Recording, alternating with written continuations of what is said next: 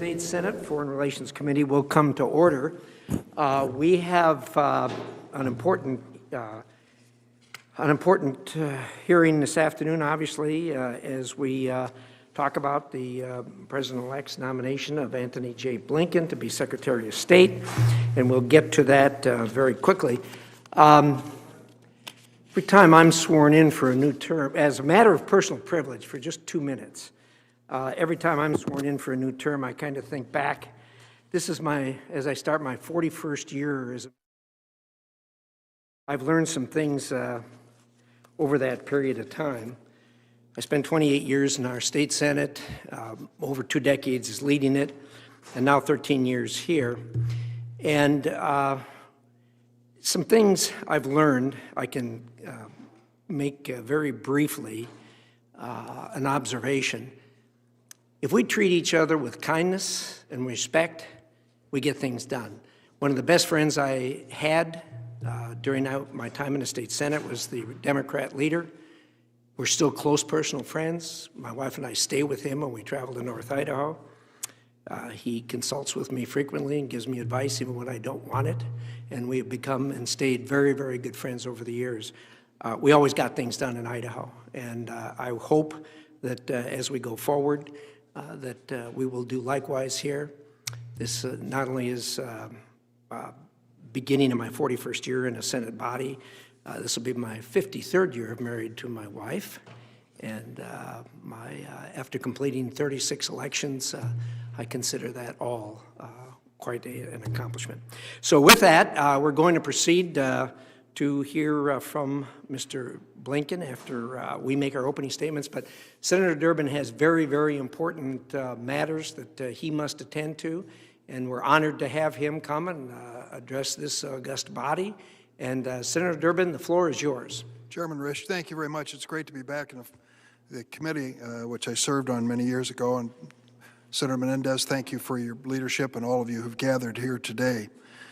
I've been asked, and I'm honored that Mr. Blinken asked me to come before the committee and make an introduction. I'm not going to do what most do and reread his entire biography, which you've all seen and I'm sure are impressed with as I am. I just want to make a few points about the job he seeks and the moment he seeks it. On September 12, 2001, just hours after the 9/11 terrorist attack on the United States, the leading French newspaper, Le Monde, published a front-page headline of 4 words: "Nous sommes tous Américains." We are all Americans. With those 4 words, the people of France acknowledged the danger and pain in the United States and quite simply said, "We'll stand with you." Despite many differences on many issues, that's what friends are for. That is the reason that alliances count. With the end of the Trump administration, we face a stark choice. Does America first mean America alone? Does our nation still need friends and allies? Over the past 4 years, many of the strongest bonds between America and our allies have been strained, lifelong friends have been shunned, and authoritarian adversaries have been embraced. The role of the United States in the world, its values, its allies, its adversaries are in question.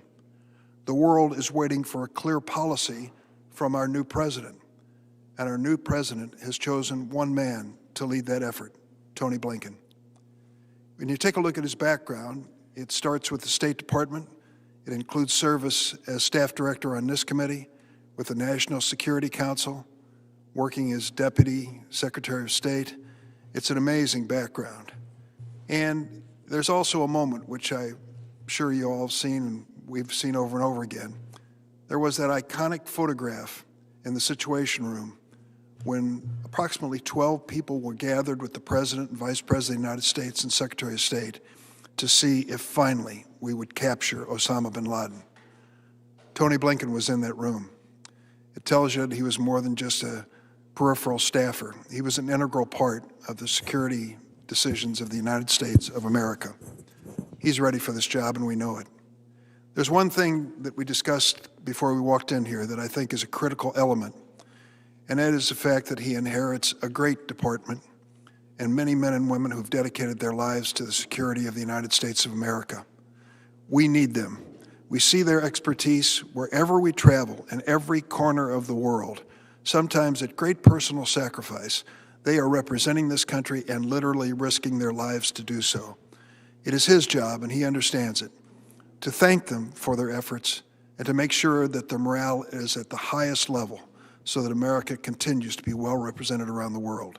It is my honor to introduce Tony Blinken today as the next Secretary of State. Thank you, Mr. Chairman. Thank you very much, Senator Durbin. I know you have other things to do, so we will excuse you. And what we're going to do here today is I'm going to give some opening remarks. I'm then going to turn it over to Senator Menendez for his opening remarks. And after that, we will do a round of questioning. Each senator will be given 10 minutes. I will do it on a seniority basis, unlike our usual early bird process that we use. But because of the size of this, I think that it's important that we do it on a seniority basis. So with all that said, today's hearing is unquestionably significant. The Secretary of State is one of, if not the most important nominations that a president makes. He represents our interests abroad and is also looked to for defining America's role and posture in the world. Over the past several decades, we have watched nations with authoritarian ideologies and imperial tendencies increasingly attempt to grow their influence on the world stage. And unfortunately, that has happened with some success on their part. These countries challenge the very principles upon which the United States was founded: democracy and the rule of law. As the Biden administration begins tomorrow, there are several key foreign policy issues that need immediate attention. My most important concern, as Mr. Blinken and I talked about a few in my office not long ago, is Iran and the President-elect's promise to return to the JCPOA. President Obama thought the JCPOA would empower Iran moderates and see Iran abandon its nuclear weapons program. But this notion proved to be misplaced. The Iranian regime cannot separate itself from its revolutionary ideology. The JCPOA provided very beneficial sanctions relief for Iran, yet it failed to eliminate Iran's support for terrorist proxies, therefore allowing them to fund terrorism across the region. The deal also included very short-sighted sunsets on Iranians' conventional weapons and ballistic missile programs and allowed Iran to continue enriching uranium. Any new deal with Iran must address all the facets of Iranian bad behavior, including its ballistic missile program and ending support for terrorism. I fully understand and I fully comprehend that people want to focus on their nuclear ambitions, but these people have other bad activities that they're involved in that also need to be addressed. Unfortunately, the Iranian regime thinks it has successfully waited out the maximum pressure program that we've had in place. Only time will tell if they're right. At the time, President Obama used the extensive sanctions regime Congress created as a leverage to begin the JCPOA talks, and so he should have. President-elect Biden should take advantage of the significant leverage that has been provided through the maximum pressure program and negotiate a new deal that includes Iran's regional aggression.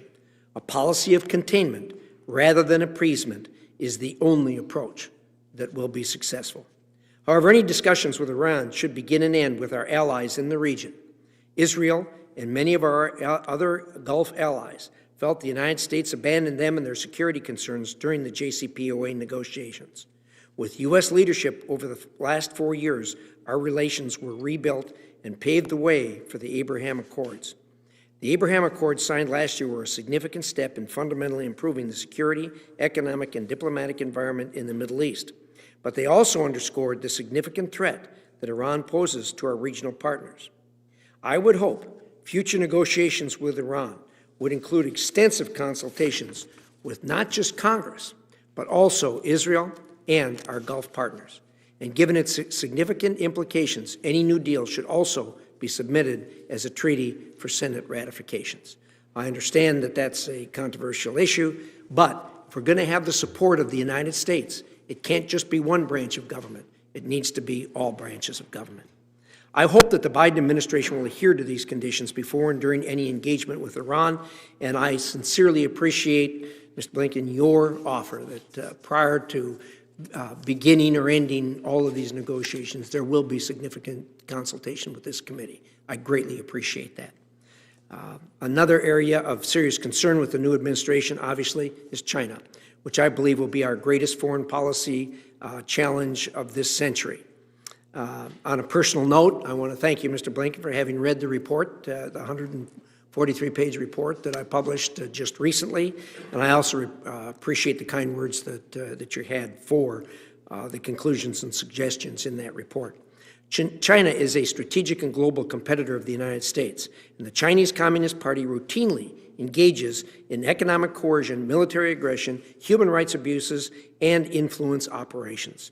Its policies deliberately damage U.S. interests and values.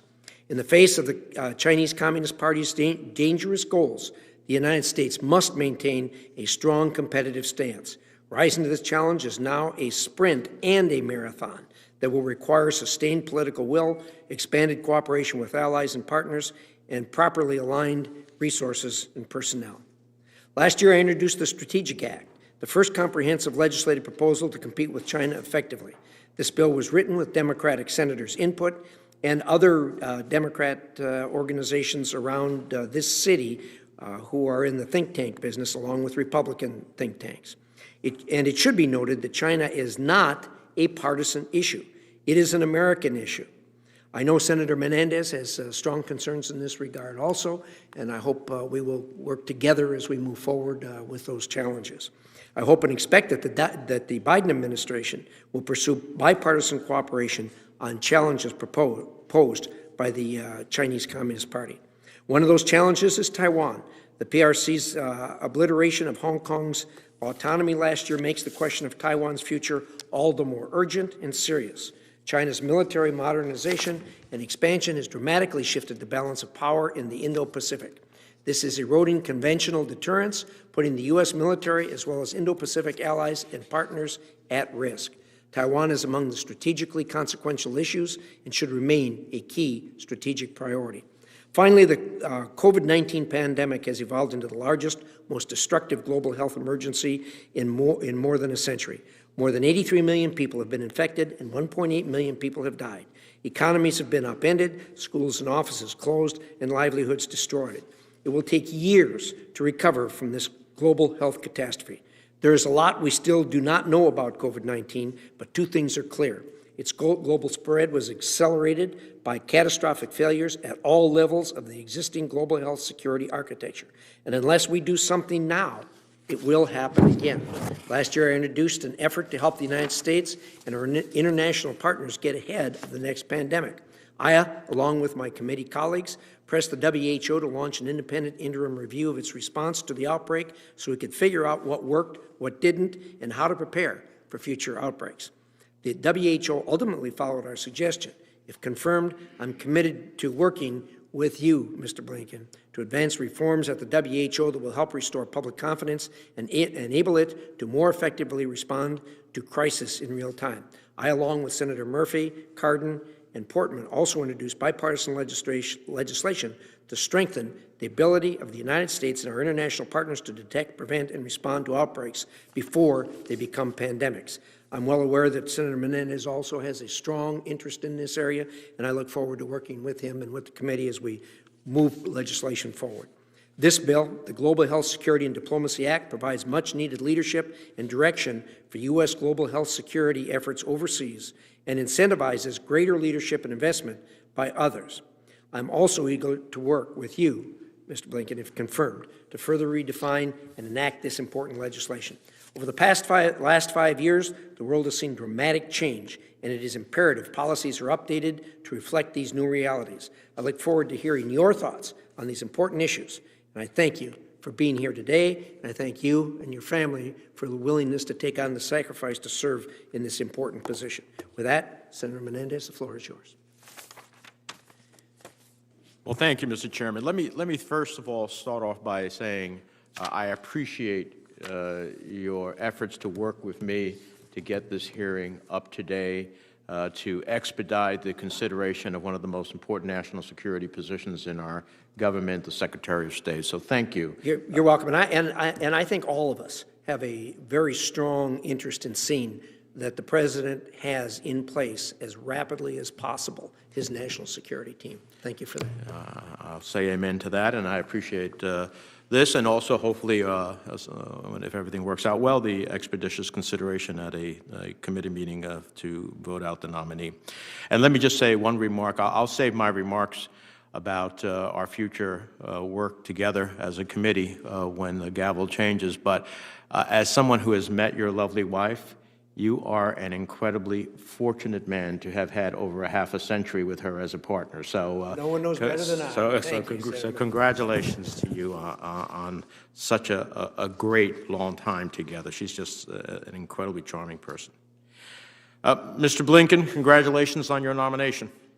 You're superbly qualified and prepared to be our next Secretary of State. And you have impressed us all over the years with your intellect, your dedication, and your humanity, including during your successful tenure as Deputy Secretary of State, Deputy National Security Advisor, and as Staff Director of this committee. Now, while tomorrow's inauguration is a time for healing and renewal, I am nonetheless compelled to speak about the insurrection at the Capitol on January 6th. The images from that day are permanently seared in our collective conscience. Terrorists defiling the Capitol with Confederate flags and Nazi images, seeking to take hostage or perhaps kill our democratically elected leaders, savagely beating police officers. And in that respect, my heart goes out to the family of New Jersey native and Capitol Police Officer Brian Sicknick, who succumbed to those injuries, and the family of Capitol Police Officer Howard Libengood, as well as dozens of other officers injured in the attack. This attack on the very foundation of our democracy delivered a tragic reminder that our ability to project power abroad is inextricably linked to the health and strength of our democracy. This does not mean that we cannot talk about the importance of democracy abroad, no, but rather we must show that senators and all other leaders in this country have a duty to stand up for democracy, for the Constitution, for the rule of law. There can be no exceptions. And I expect that from the Biden administration, and based on my experience, I know, Mr. Blinken, you will do so in word and deed. Now, if confirmed, your task will be to repair and restore America's place in the world. You'll face complex challenges all over the globe. The world's on fire. Rebuilding alliances, restoring American leadership at international institutions, tackling problems that define our times and defy borders like climate change, migration, and COVID-19. And you will need to recenter our foreign policy around the core American values of democracy, human rights, and the rule of law. But you will need to do so thoughtfully. Over the past year, the world has watched the United States completely falter on a national response to COVID-19, continue its overdue reckoning with systemic racism, and struggle with the President's obsession with thwarting the peaceful transfer of power, pushing disinformation, and attacking a free press. As we work to advance American interests around the globe and seek to create a more democratic, prosperous, and secure world, we have to redouble our efforts at home to secure a more perfect union for all Americans. Now, as you're likely aware, North Korea, Russia, Turkey require some immediate attention. Over the past 4 years, North Korea's nuclear and missile programs have continued to grow unchecked. In other words, the United States and our allies are more at risk now than after 4 years of President Trump than when he took office. A revanchist Russia continues to threaten the United States and our allies, including through the recent SolarWinds cyber attack, the spread of disinformation, and efforts to silence and murder political opposition. And Turkey continues to be destabilizing by supporting Azerbaijan's aggression in Nagorno-Karabakh and through its own aggressive behavior in the Eastern Mediterranean against our democratic allies, Greece and Cyprus. From a broader regional perspective, one of your most important challenges will be to forge a coherent strategy for the Indo-Pacific, one led by our values, centered on our allies and partners, and implemented with consistency. As you know, I believe that while the Trump administration got some of the questions about the region right, they came up with the wrong answers. At a time when we should have been strengthening our alliances, building new partnerships, empowering a multilateral architecture, expanding commercial ties, and ensuring the vitality of democracy and the rule of law, the Trump administration, in almost every case, did the exact opposite. And after 4 years of the Trump administration, we are in a worse position to effectively compete with China than before. So I'm interested in hearing more about what your top priorities will be if confirmed in approaching the Indo-Pacific region and how our China policy nests within this larger framework. We also have a number of ongoing challenges in the Middle East, perhaps none so pressing as Iran. As you know, I was not a proponent of the JCPOA, but I also believe the Trump administration's decision to withdraw without a serious strategy involving our allies would ultimately leave us less safe and Iran emboldened. Unfortunately, Iran's continuing aggression across the Middle East and its recent nuclear activity that has dramatically advanced its capabilities has vindicated that prediction. Now, I understand the Biden administration is interested in returning to a diplomatic path, which I support, but I fear returning to the JCPOA without concrete efforts to address Iran's other dangerous and destabilizing activity would be insufficient. I believe there's bipartisan support to find a comprehensive diplomatic approach with Iran that includes working closely with our European and regional partners if we take those other issues into consideration. Closer to home, political crises in Latin America have caused human rights and humanitarian disasters on an unprecedented scale. Simply put, addressing rampant crime, weak governance, corruption, climate-related displacement in the Northern Triangle must be a top priority for the country and deeply impacts the security and economic well-being of Americans. Further south, I'm encouraged by the Biden administration's plans to renew our commitment to the multilateral efforts we must lead in order to improve the effectiveness of international sanctions and humanitarian aid as we pursue a diplomatic solution to the Venezuelan crisis. Maduro's campaign of crimes against humanity and attacks against interim President Juan Guaido and democratic civil society, which I hope the administration will recognize interim President Guaido, all have serious implications for U.S. national security and regional stability. Mr. Blinken, I also hope you'll support Ambassador Bill Richardson's efforts to free the Citgo six Americans who have been unjustly detained in Venezuela. I'm confident that if confirmed, you'll do everything you can to repair and restore American leadership abroad. Foundational to that effort will be rebuilding and reinvigorating the State Department itself. As you well know, our career foreign and civil servants are incredibly talented and dedicated. Over the past few years, however, they have been treated with disdain, smeared, and forced out of public service. There has been a stunning loss of expertise, steep declines in morale, little accountability for those at the top, and the State Department still has not achieved a workforce that comes close to reflecting the diversity of our country. This state of affairs has impacted relationships across the globe, the Department's ability to engage in the interagency process and in its relationship with Congress. So the challenges you'll be facing are immense, but I have confidence in your experience and expertise. I look forward to hearing your testimony. And upon confirmation, I look forward to working with you to restore America's place in the world and to repair and rebuild our relationships and our institutions. Thank you, Mr. Chairman. Thank you, Senator Menendez. Ms. Blinken, after our conversations earlier today and after hearing our opening statements, Senator Menendez's input in that regard, as you can see, there isn't a whole lot of daylight between us on most of these issues. Certainly almost none whatsoever when it comes to objectives. Strategy and how to get there is obviously something that needs to be negotiated and all of our best heads put together to try to get to that position. So We're interested in hearing that. Obviously, as Senator Menendez said, Iran is at the top of the list. China and Russia are right behind that. We have serious problems in Turkey.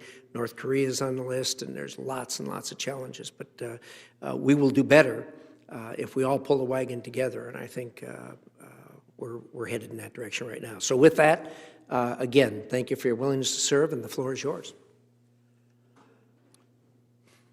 Mr. Chairman, thank you very much. And to you, to Ranking Member Menendez, to all the members of this committee, thank you for the opportunity to be here today. And I greatly appreciate everything you've done to make this hearing possible in this time. And I want to thank Senator Durbin in absentia for his very kind introduction. It is truly the honor of a lifetime to appear before this committee as President-elect Biden's nominee to be Secretary of State. And it's an honor that carries special significance for me for two reasons. First, as you've noted, I had the privilege of serving as the Democratic Staff Director of this committee for 6 years, working alongside a distinguished group of senators, including several still on the committee today, to advance American diplomacy and safeguard the interests of the American people.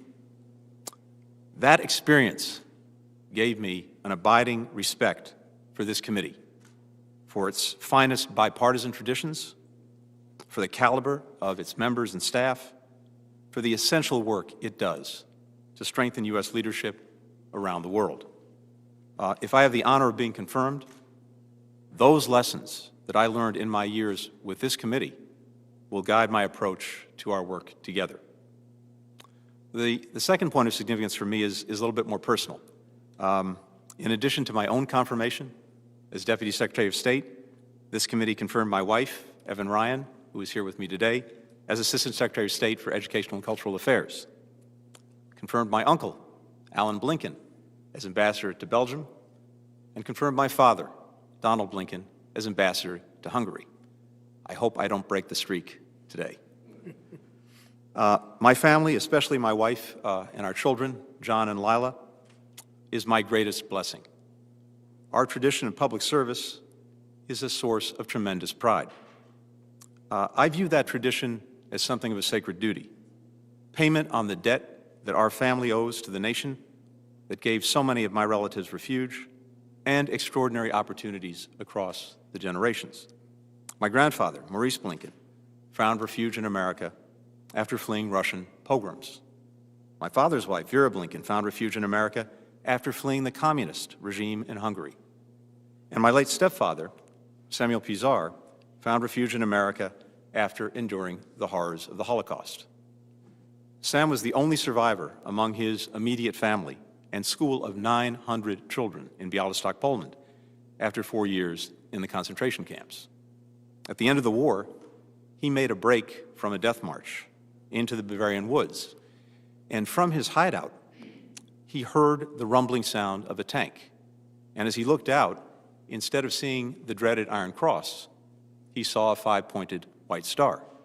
And so he ran to the tank and got to it. The hatch opened. An African-American GI looked down at him. He fell to his knees and said the only 3 words that he knew in the English language that his mother had taught him before the war: God bless America. The GI lifted him into the tank, into freedom, into America. That's who we are. That's what we represent to the world, however imperfectly, and what we can still be when we're at our best. If I have the honor of serving as Secretary of State, that is the vision that I will pursue, a vision articulated often by President-elect Biden, doubtlessly informed by his time on this committee, when he said that the United States is a nation that leads not only by the example of our power, but by the power of our example. If confirmed, 3 priorities would guide my time as Secretary of State. First, I will work with you to reinvigorate the Department of State, investing in its greatest asset, the Foreign Service officers, the civil servants, the locally employed staff who animate American diplomacy. I know from firsthand experience their passion, their energy, their courage, often far from home, away from loved ones, sometimes in dangerous conditions, exacerbated now by the pandemic. They deserve our full support. If I'm confirmed as Secretary, they will have it. I'm committed to advancing our security and prosperity by building a diplomatic corps that fully represents America in all its talent and in all its diversity, recruiting, retaining, promoting officers with the skills to contend with 21st century challenges and who look like the country we represent, sparing no effort to ensure their safety and well-being, demanding accountability, starting with the Secretary of State, for building a more diverse, inclusive, and nonpartisan workforce. Second, working across government and with partners around the world, we will revitalize American diplomacy to deal with and take on the most pressing challenges of our time. We'll show up again, day in, day out, whenever and wherever Americans' prosperity and security is at stake. And we'll engage the world not as it was, but as it is, a world of rising nationalism, receding democracy, growing rivalry from China and Russia and other authoritarian states, mounting threats to a stable and open international system, and a technological revolution that is reshaping every aspect of our lives, especially in cyberspace. But for all that has changed, I believe some things remain constant. American leadership still matters. The reality is the world simply does not organize itself. When we're not engaged, when we're not leading, then one of two things is likely to happen. Either some other country tries to take our place, but not in a way that's likely to advance our interests and values, or, maybe just as bad, no one does, and then you have chaos. Either way, that does not serve the American people. I believe that humility and confidence should be the flip sides of America's leadership coin. Humility, because we have a great deal of work to do at home to enhance our standing abroad. And humility, because most of the world's problems are not about us in the first instance, even as they affect us. And no single country acting alone, even one as powerful as the United States, can fully and effectively address these problems. But we'll also act with confidence, with the confidence that America at its best still has a greater ability than any country on earth to mobilize others for the common good. Guided by these principles, I believe we can and we will overcome the COVID crisis, the greatest shared challenge since World War II. We can outcompete China and remind the world that a government of the people, for the people, can deliver for its people. We can take on the existential threat posed by climate change. We can revitalize our core alliances, force multipliers of our influence around the world. Together, we are far better positioned to counter threats from Russia, Iran, North Korea, and to stand up for democracy and human rights. And in everything we do around the world, I believe that we can and we must ensure that our foreign policy is actually working to deliver for American working families here at home. Let me conclude, if I may, Mr. Chairman, with a word about this institution, whose resilience and determination were on full display in the aftermath of the senseless and searing violence in these halls. Both the President-elect and I believe that we have to restore Congress's traditional role as a partner in our foreign policy making. In recent years, across administrations of both parties, Congress's voice in foreign policy has been diluted and diminished. That doesn't make the executive branch stronger. It makes our country weaker. President-elect Biden believes, and I share his conviction, that no foreign policy can be sustained without the informed consent of the American people. You are the representatives of the American people. You provide that advice and consent. We can only tackle the most urgent challenges we have if we work together, and I am dedicated to doing just that. And so if I'm confirmed, my commitment is to work with each and every one of you on behalf of all Americans. Thank you for the time. Thank you for the consideration. I look forward to your questions. Thank you very much, Mr. Blinken. And of course, your words about working with us is music to our ears, and we'll be happy to be a partner with you in that regard. So with that, we'll proceed to a round of questions, 10 minutes per senator. I'm going to reserve my time, and I'm going to yield to Senator Menendez. Well, thank you, Mr. Chairman. Mr. Blinken, thank you for your statement. During our meeting yesterday, we discussed the department will need to repair and rebuild its relationship with this committee. I think it's after 28 years of doing public foreign policy in the House and the Senate, I've never seen a moment like this in terms of our relationship with the State Department. And having heard your opening statement, I'm confident you understand the importance of a constructive relationship between the Department and Congress. So I just have a few quick questions. I've always asked this of every Secretary of State nominee. I'd like to ask you, if you can answer yes or no, I'd appreciate it. Do you agree that the State Department is accountable to Congress and the American people? Yes. Do you commit that the Department will keep this committee fully and currently informed on the Department's activities? I do. Do you understand and agree that a constructive relationship between the Department and this committee requires meaningful engagement and consultation with the committee while policies are being developed, not after the fact? And can you commit to ensuring that type of meaningful engagement? Yes, I do, and I can. Thank you very much. Let me turn to Iran. This is going to be one of the most difficult challenges early on because Iran has accelerated. The maximum pressure campaign did not stop it from its acceleration. We were broken away from our allies. We could not even get from our traditional allies a vote at the United Nations on continuing the arms embargo, and that is not a good recipe to counter Iran. So I think there is a will to work together in a serious diplomatic engagement with Iran, but some of our concerns about the JCPOA, obviously time has lapsed, the sunset is closer. Some of the other issues have come to the fore in terms of the JCPOA, and then you have all of Iran's other destabilizing activities. Some of us have worked, Senator Graham, a member of the committee, and I have worked along with others in thinking about how something along the lines of returning to the JCPOA, but with a commitment, a process by which the Iranians would have to deal with some of the challenges left by the JCPOA and other issues, looking at the possibility of a regional fuel bank so that not only the Iranians but to those in the Gulf would be able to participate to receive nuclear fuel for domestic peaceful consumption, but not enrichment. We could diffuse a tinderbox in the region of all these countries who are looking now to enrich. Those are some ideas, not the totality of it. Can you give us a sense of where you're looking at with reference to Iran?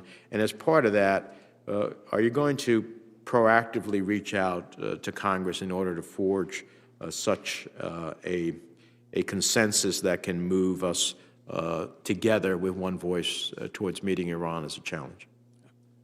Thank you very much, Senator. Let me answer the last question first in terms of reaching out, and the answer is yes, absolutely, especially on a policy as challenging as the one that we have to deal with when it comes to Iran. We are much better off if we can try to work through and think through these issues together.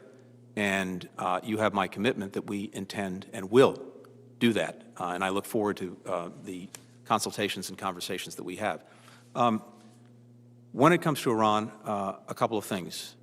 First, President-elect Biden is committed to the proposition that Iran will not acquire a nuclear weapon. And we share, I know, that goal across this committee.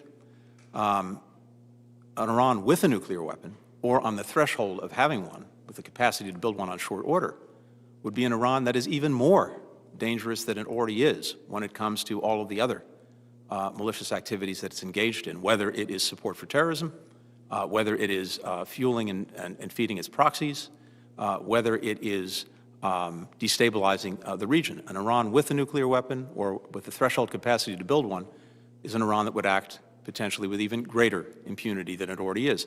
So I think we have an urgent responsibility to do whatever we can to prevent Iran from acquiring a record or getting a weapon or getting close to the capacity to having the fissile material to break out on short notice.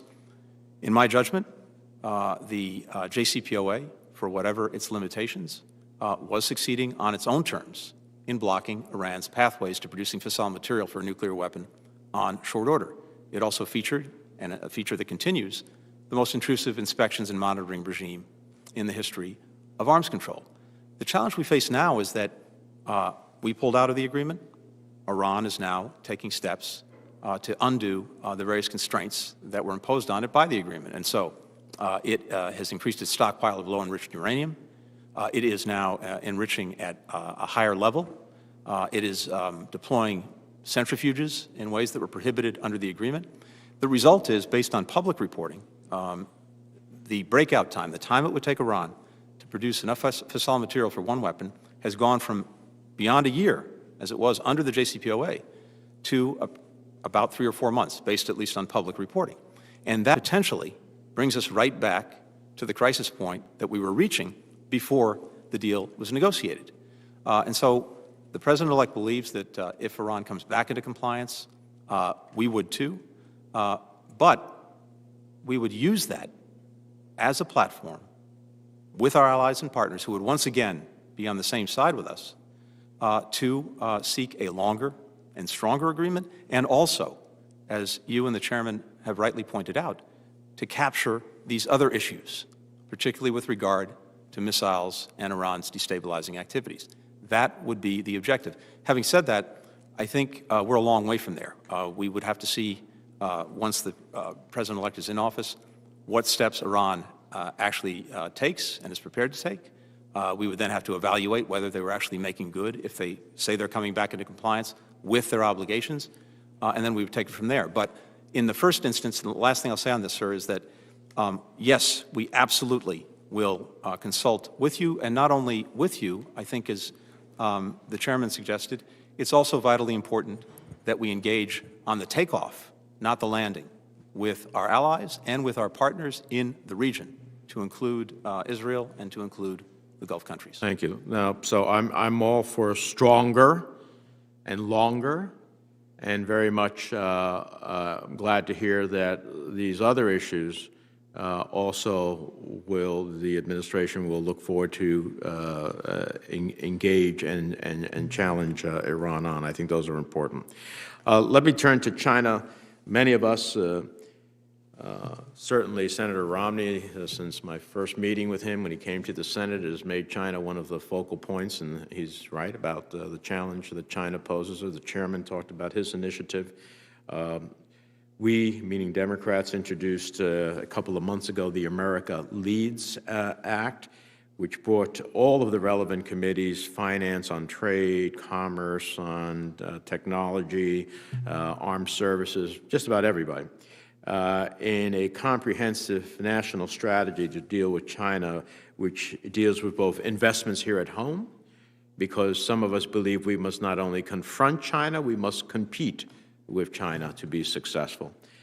Diplomacy, alliances, security, values, and trade to create a truly competitive approach.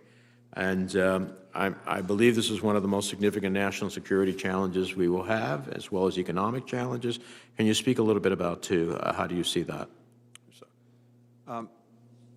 First of all, I've read and applaud the Leads Act, and I have also read the very good report that the chairman did on China, and applaud virtually everything that's in it. I think there's a very strong foundation there upon which to build a bipartisan policy with regard to China. As we look at China, there is no doubt that it poses the most significant challenge of any nation state to the United States in terms of our interests, the interests of the American people. There are, as I see it, rising adversarial aspects to the relationship, certainly competitive ones, and still some cooperative ones when it is in our mutual interest. I think as we're thinking about how to deal with China, and I think this is reflected in the work that the committee has done, we have to start by approaching China from a position of strength. not weakness. And the good news is our ability to do that is largely within our control. Position of strength when we are working with, not denigrating, our allies. That's a source of strength for us in dealing with China. A position of strength when we are engaged and leading in international institutions, not pulling back and ceding the terrain to China to write the rules, the norms, and animate those institutions. A position of strength when we stand up for our values, when human rights are being abused in Xinjiang, or when democracy is being trampled in Hong Kong. Our ability to make the investments in ourselves, as you pointed out, that is a source of strength. The investments as necessary in our military to make sure that we can deter any aggression. All of these things are fully within our control. And if we come together and do them, I think we can then deal with the specific challenges that China poses from that position of strength, not a position of weakness. Thank you.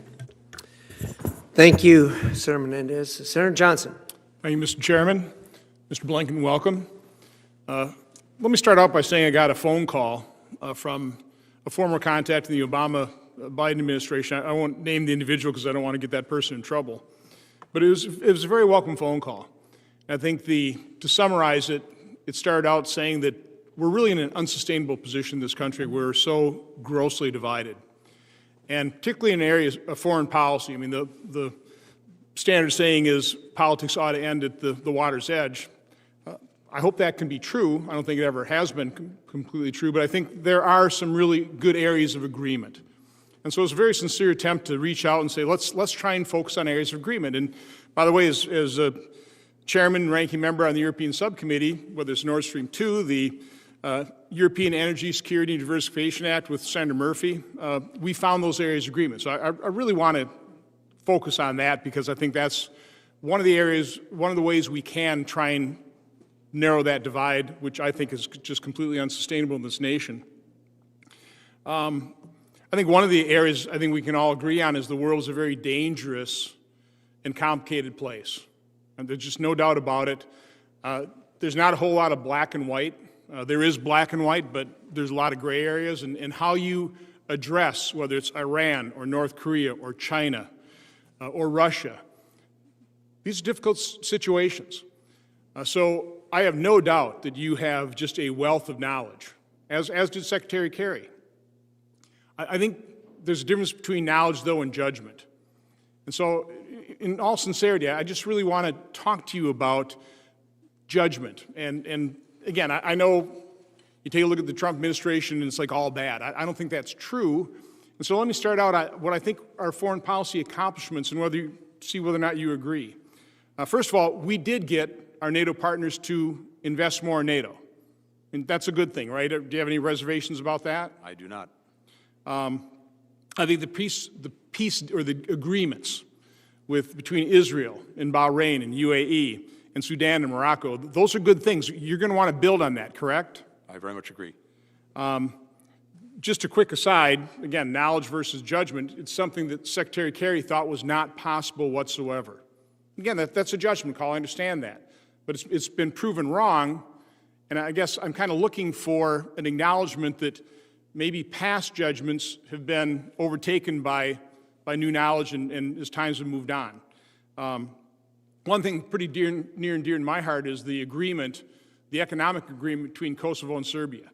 You know, Wes Mitchell sent me over to Serbia and Kosovo a number of times, and you know, I don't want to take blame for this, but the situation was not improving until Rick Grinnell got involved and came up with the idea, okay, a lot of these things they're not going to agree on, but what they can agree on is economic advancement. And so we got an agreement. That's a good thing, correct? I agree. What kind of troubles me about the past record of the Obama-Biden administration, again, dealing with difficult situations, but I just want to give you the opportunity to discuss whether you've had any second thoughts on, for example, what happened in Libya. That's where, and you talked about American leadership, that's where President Obama famously said, we're going to lead from behind. And, you know, the world community kind of blew up Libya. That didn't turn out so well. We had Benghazi. Do you have any second thoughts in terms of what happened with Libya? I do. And let me, before I address that, Senator, I would like to say I believe that no party has a monopoly on good ideas. And I hope that working together, we can pool all the good ideas from both sides of the aisle to try to advance the security and well-being of the American people abroad. I welcome doing that. Second, and very quickly, I think there are a number of things from where I sat that the Trump administration did beyond our borders that I would applaud. You mentioned a couple of them. The Abraham Accords, absolutely. Now, there's certain commitments that may have been made in the context of getting those countries to normalize relations with Israel that I think we should take a hard look at, and I imagine the committee feels the same way. But the work that was done to push forward on normalization with Israel, I applaud. It makes Israel safer. It makes the region safer. It's a good thing. And yes, I would hope that we could build on that as well. You mentioned the work on Kosovo and Serbia. I applaud that as well. The president-elect, as you know, spent a lot of time on those countries in the past, and I think he shares your conviction that there are things we can do to help move Kosovo forward and also hopefully move Serbia forward. And certainly, getting our NATO allies to invest more is a good thing. I think that's shared across administrations and across parties. And finally, let me just say that I also believe that President Trump was right in taking a tougher approach to China.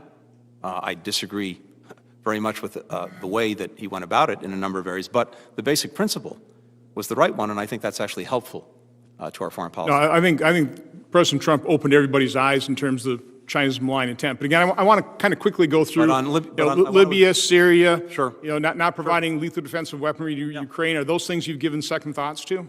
Yes. With regard to Libya, here was the situation we faced.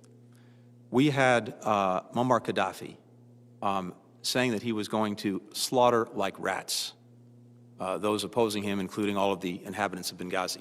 And we faced what looked like the potential for a mass atrocity that was heading our way. And what was unique about the moment was the United Nations supported doing something about it, the Security Council, the partners and allies in the region did, and our allies in Europe did too. Having said that, and so I think the good news from where I sat, and I supported that effort. In fact, I think it's been written about. I was the President-elect's National Security Advisor at the time, and he did not agree with that course of action. And so, but we had the kind of relationship where I was able to say what I thought, and as you've noted, we intervened. Here's what I think we misjudged. First, we didn't fully appreciate the fact that one of the things Gaddafi had done over the years was to make sure that there was no possible rival to his power. And as a result, there was no effective bureaucracy, no effective administration in Libya with which to work when he was gone.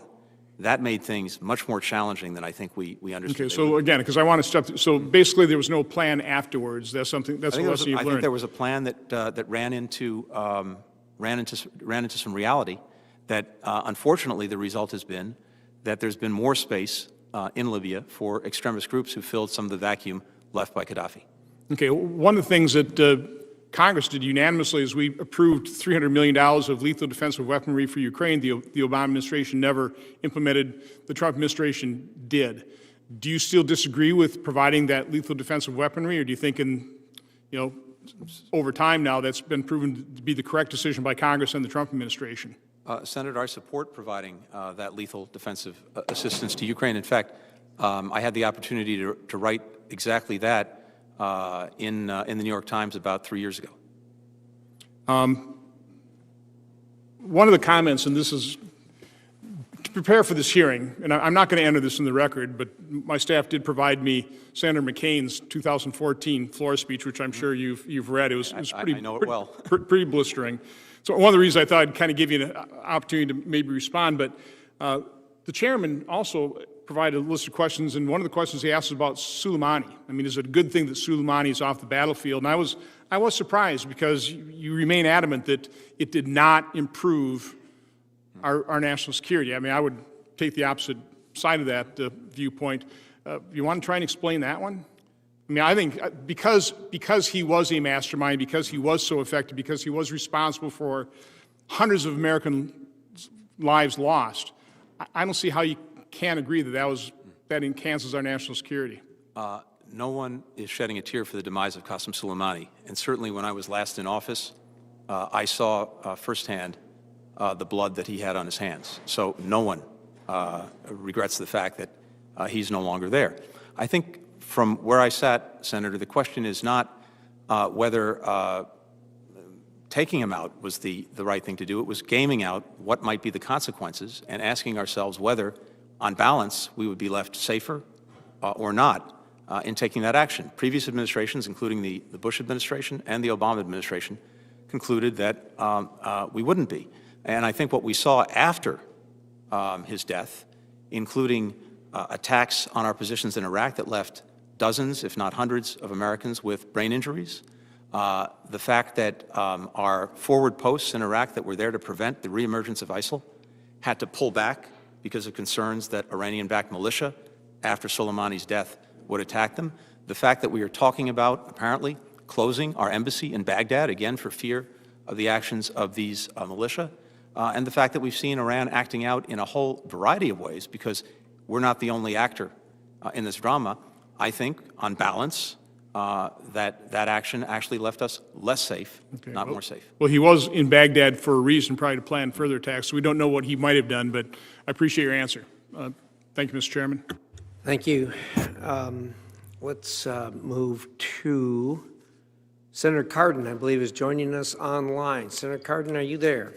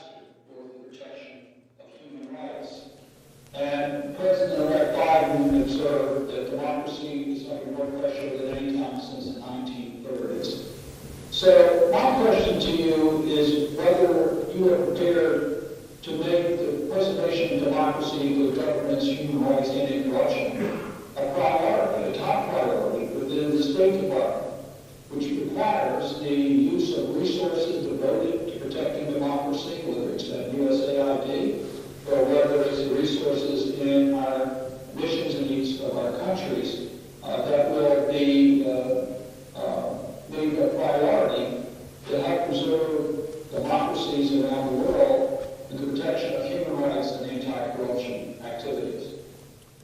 Senator, first of all, it's good to see you. And the short answer is yes, absolutely.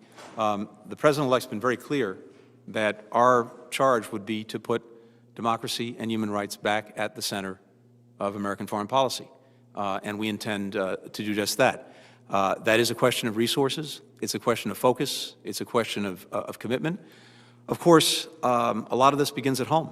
Our ability to be a strong leader for and defender of democracy and human rights also depends, to a large extent, on the strength of our own democracy here at home. And as we've already discussed, we have some work to do on that account. You're absolutely right when you cite the backsliding we've seen. Freedom House has been tracking this, as many of you know, for decades. And of the 40 or so countries that were consistently ranked fully free in the 80s, 90s, and early 2000s, fully half of them have been backsliding on democratic metrics. And so this poses a real challenge. One of the goals that the President-elect has set for us is to try to convene a summit of democracies within the first year of his administration, to bring democratic countries together, to think together, both about some of the challenges that we face at home that are common to democracies, including rising populism, but also to think about a common agenda as we're dealing with the work of defending and advancing democracy around the world, to include combating corruption, to include standing up more effectively for human rights, to include having a united voice in calling out abuses of democracy or abuses of human rights. This is something that I hope we'll be able to put together toward the end of this year, and something that we would very much welcome the participation of members of Congress, and particularly members of this committee. Thank you for that. I would also urge you to be, as the rest of you can, the budget director, as to resources being devoted to democracy, because it's been a very small slice of USAID's budget, and just in the mission support is not as strong as I think it should be. I'm going to talk about one of the tools that has gotten the most international attention, that is the Magnitsky sanctions. It was interesting that it's been reported that was the first issue brought up by Mr. Putin when he met with President Trump. Are you committed to working with us to strengthen the Magnitsky global sanction regime to go against those actors that are not held accountable in their own states for those violations of human rights and corruption? Yes, I am. And I should just add that I think this has been a great achievement, Senator, of yours and of this committee. We've gone from Magnitsky to global Magnitsky to different countries now adopting their own Magnitsky-like laws, and now just recently the European Union. So I think this has been a tremendous success story in actually bringing the democratic countries of the world together and giving them an effective tool to actually push back against abuses of democracy and human rights. In regards to Magnitsky, to deal with the sunset that's provided in the statute currently, to remove that, but also to strengthen some of the areas. There are ways that we can strengthen the global Magnitsky through the State Department, getting more countries to adopt global Magnitsky statutes, to make sure they're comprehensive, include corruption, and to make sure you have adequate staffing so that you can implement the law fully. I would also recommend that you follow the leads given to us by NGOs that in many cases have information that otherwise would not be made available to us to hold abusers accountable. I think these are all suggestions that can help strengthen the Magnitsky statute and our messages against international human rights violators. Yep. I want to mention one other area where I think we can make tremendous progress during your tenure, and that is on anti-corruption. We've all acknowledged that corruption is a national security threat. Corruption exists in every country, but unless you have a plan to deal with corruption, it becomes very corrosive to the underlying fabric of any democratic society. So I've introduced legislation with Senator Young that we use the model of the trafficking in persons that we do, where we evaluate every country in the world, including the United States, as to how well they're dealing with ridding trafficking of humans. We set up a similar regime for corruption, where we identify the problems we have in countries with corruption and put them on a tier rating of consequences. I've talked to the Biden transition team about this. This is legislation that did pass our committee and passed the Senate in the last Congress. It was not enacted into law. Will you work with us so that we can have a very strong position in making it clear that every country can do better with fighting corruption, but there are certain standards that need to be met? Yes, absolutely. I'd welcome that if confirmed. And beyond that, we want to elevate the work in combating corruption at the State Department. That's something I'd welcome talking to you about. Thank you. Cover, if I might, your strategies in regards to the U.S.-Israel relations. We know that there has been strong support for the special relationship between Israel and the United States. We know that we need to maintain America's leadership in regards to that relationship because Israel has been marginalized in so many places and so many organizations around the world. You already mentioned the Abraham Accords. How do you intend to try to get back on track the Israel-Palestinian negotiations, where we know the only way for lasting peace in the Middle East is two states living side by side in peace, the Jewish state and a Palestinian state? Thank you, Senator. First, let me start with this very basic proposition, which is that our commitment to Israel's security is sacrosanct. And this is something that the President-elect feels very strongly.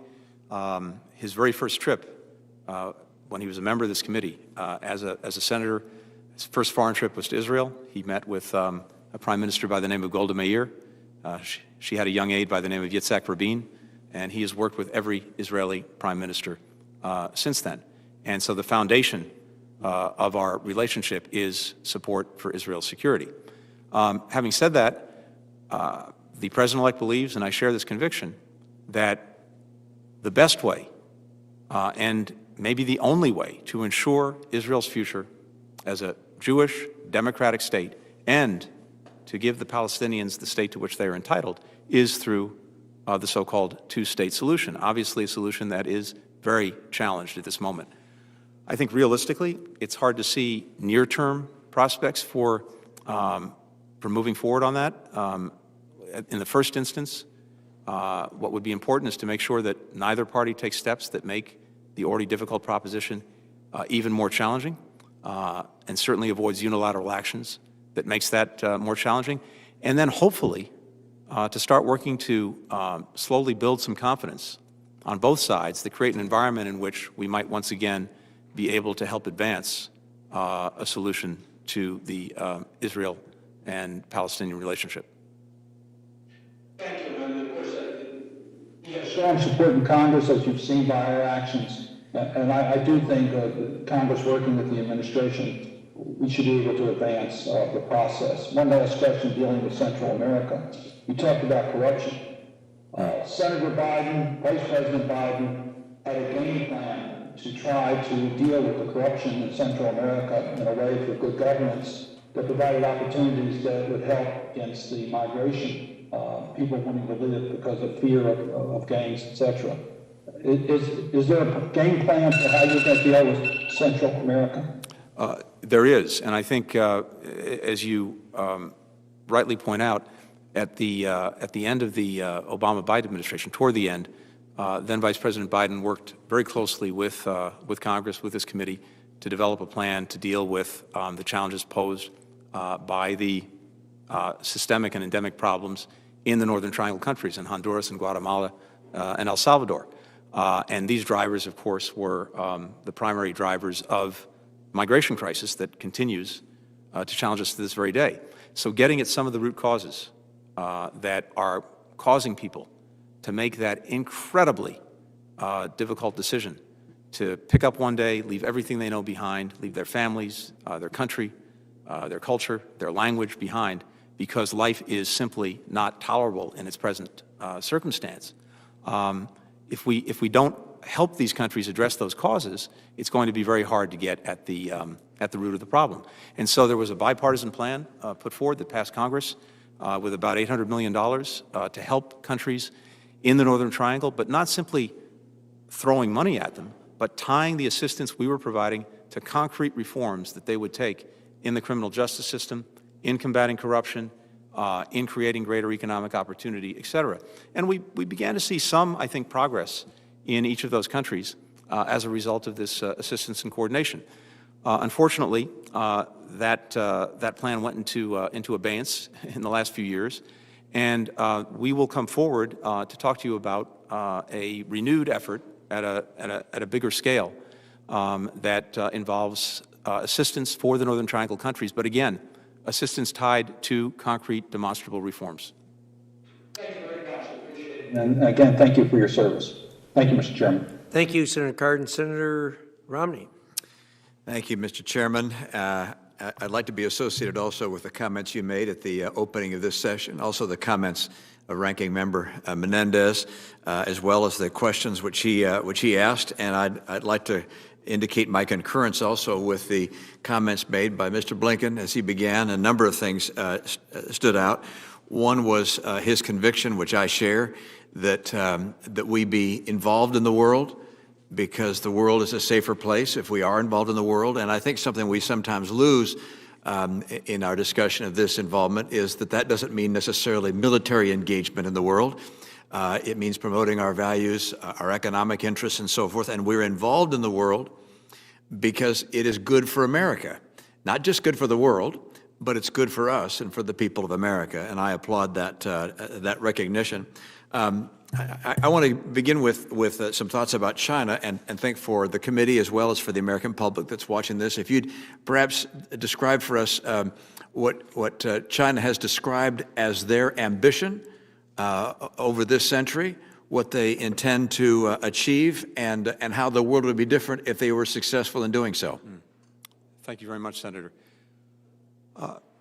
China had a policy for decades of, as they described it, hiding their hand and biding their time in terms of asserting their interests beyond China's borders, leaving aside what they were doing within their borders. And I think what we've seen in recent years, particularly since the rise of Xi Jinping as the leader, has been that the hiding and biding has gone away, and they are much more assertive in making clear that they seek to become, in effect, the leading country in the world, the country that sets the norms, that sets the standards, and to put forward a model that they hope other countries and people will ascribe to.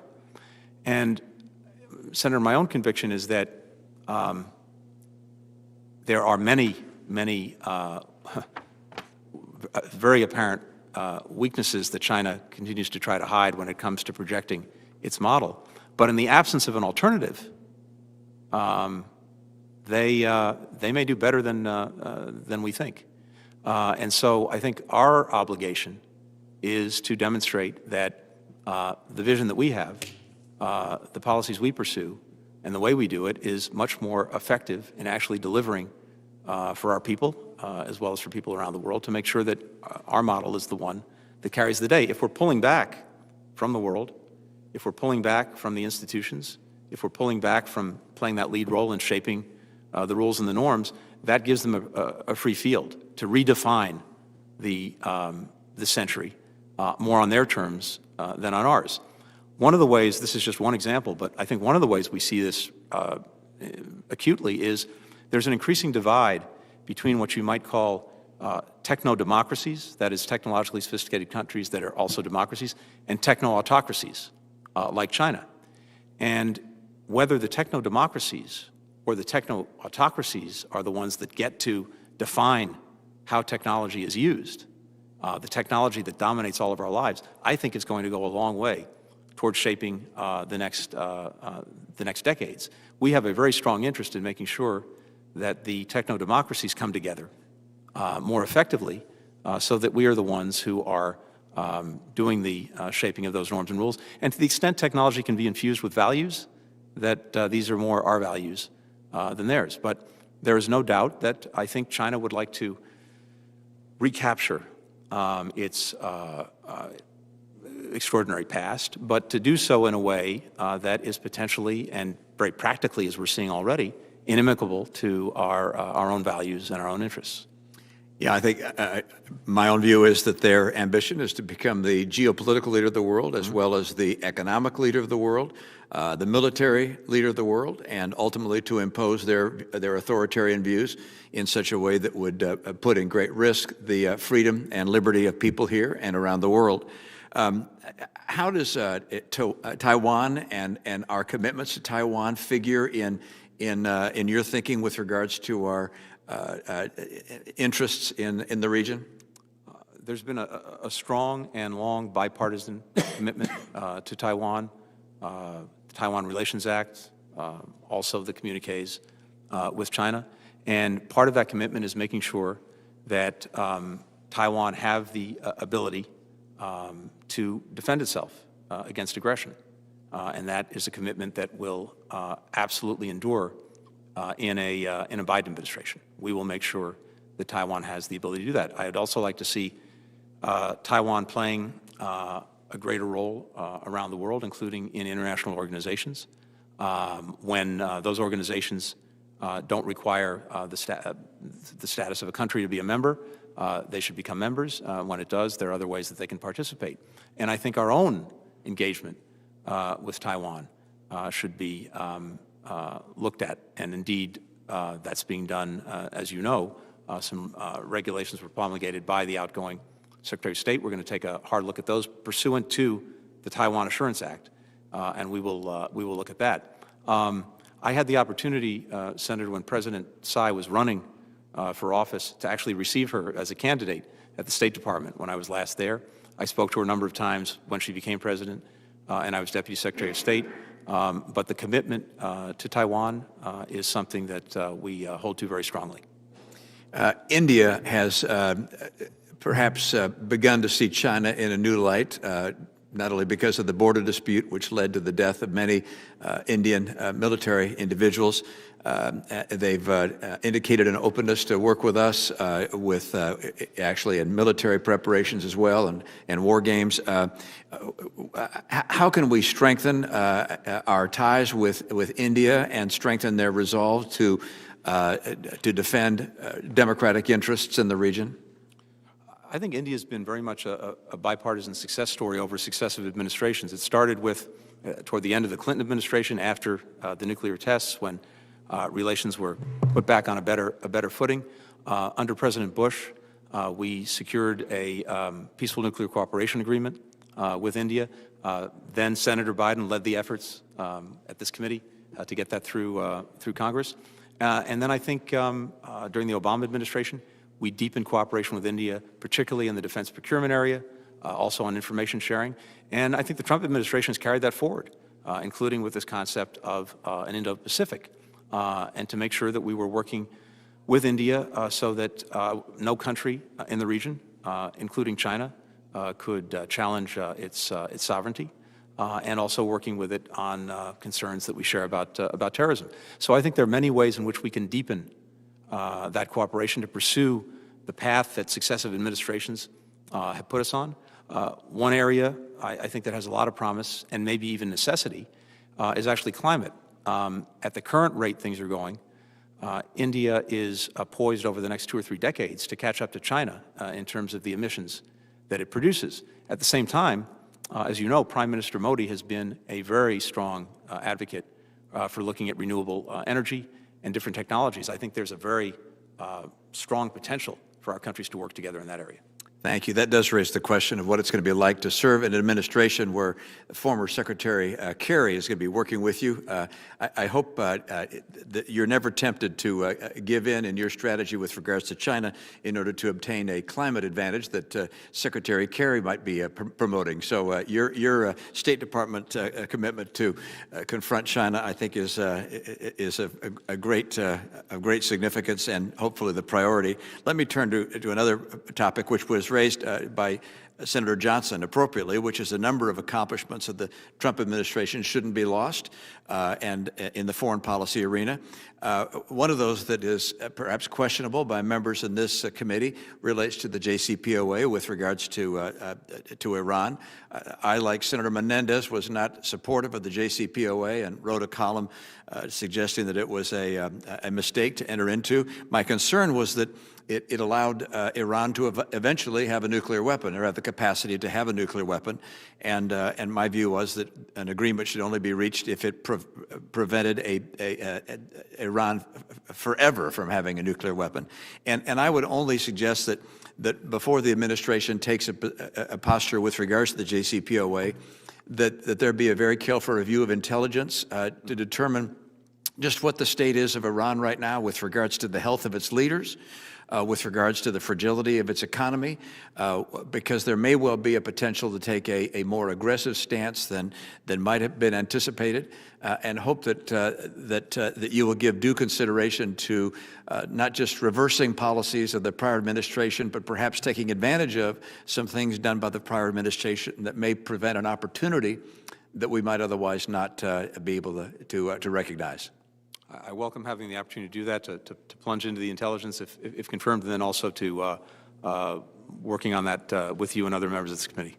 Thank you, Mr. Blinken. Senator Shaheen. Thank you, Mr. Chairman. And Mr. Blinken, thank you for being willing to consider being nominated to this important post at this critical time and for being here today.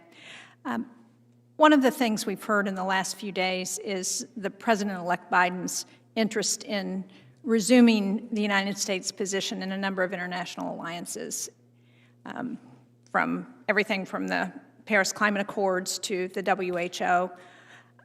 But clearly it's going to take more than that to rebuild our relationships around the world. So what else do we need to do, and what are you thinking about as, if you're confirmed, that you think is going to be important to restoring those relationships?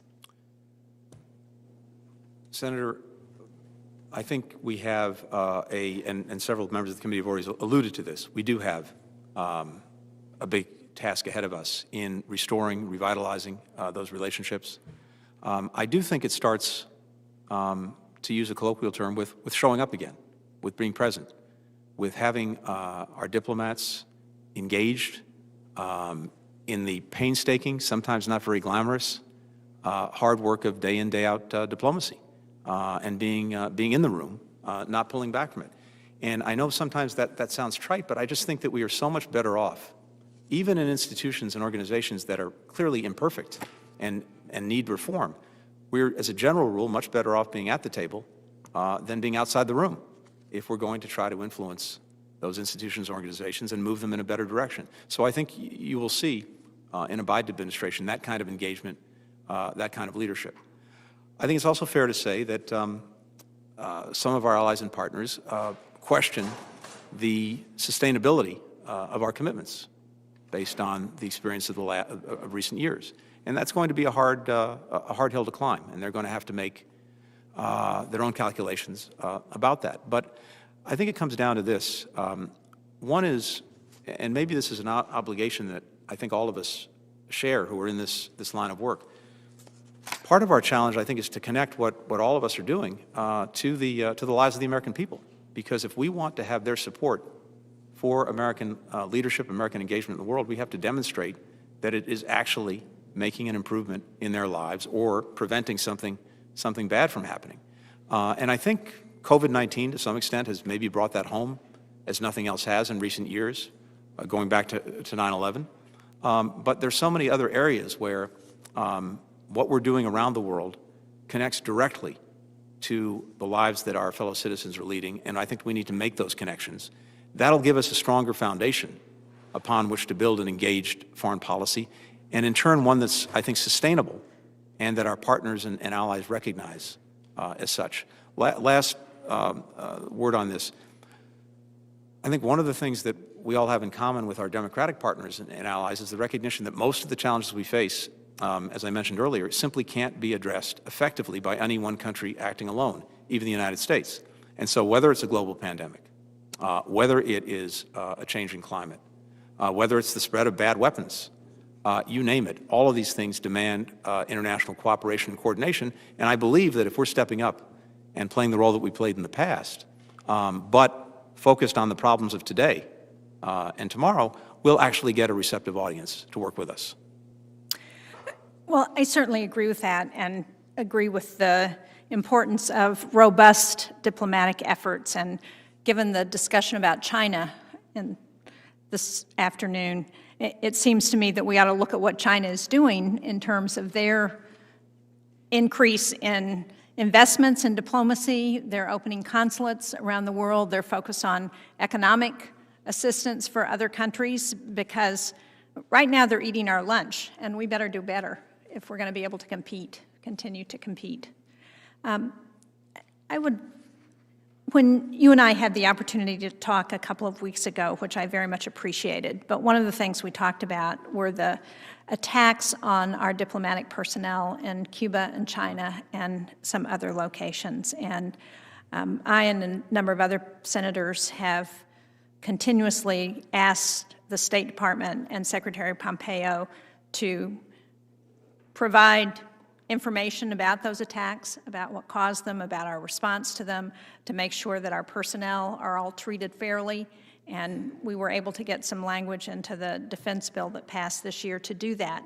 But we still have not seen all of the information that's available. Will you commit to being transparent with us about what's going on with those attacks and getting to the bottom of who's responsible and sharing that information with Congress and with the public where it's appropriate?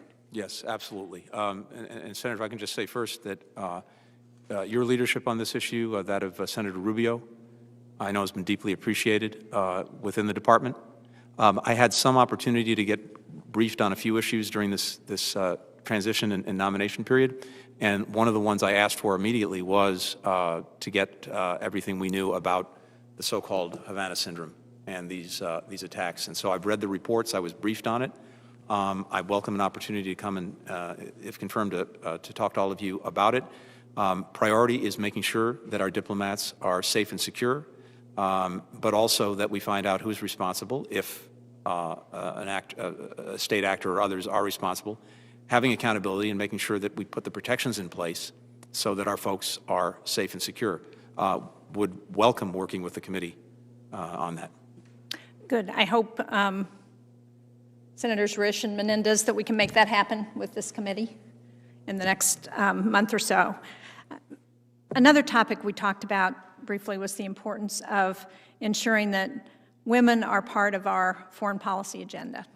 And I'm very proud to have worked on legislation to try and include women at the table when we're negotiating conflicts and to ensure that they're part of those efforts, because the data shows us that when that's the case, those kinds of peace negotiations have a 35% chance of lasting 15 years or longer.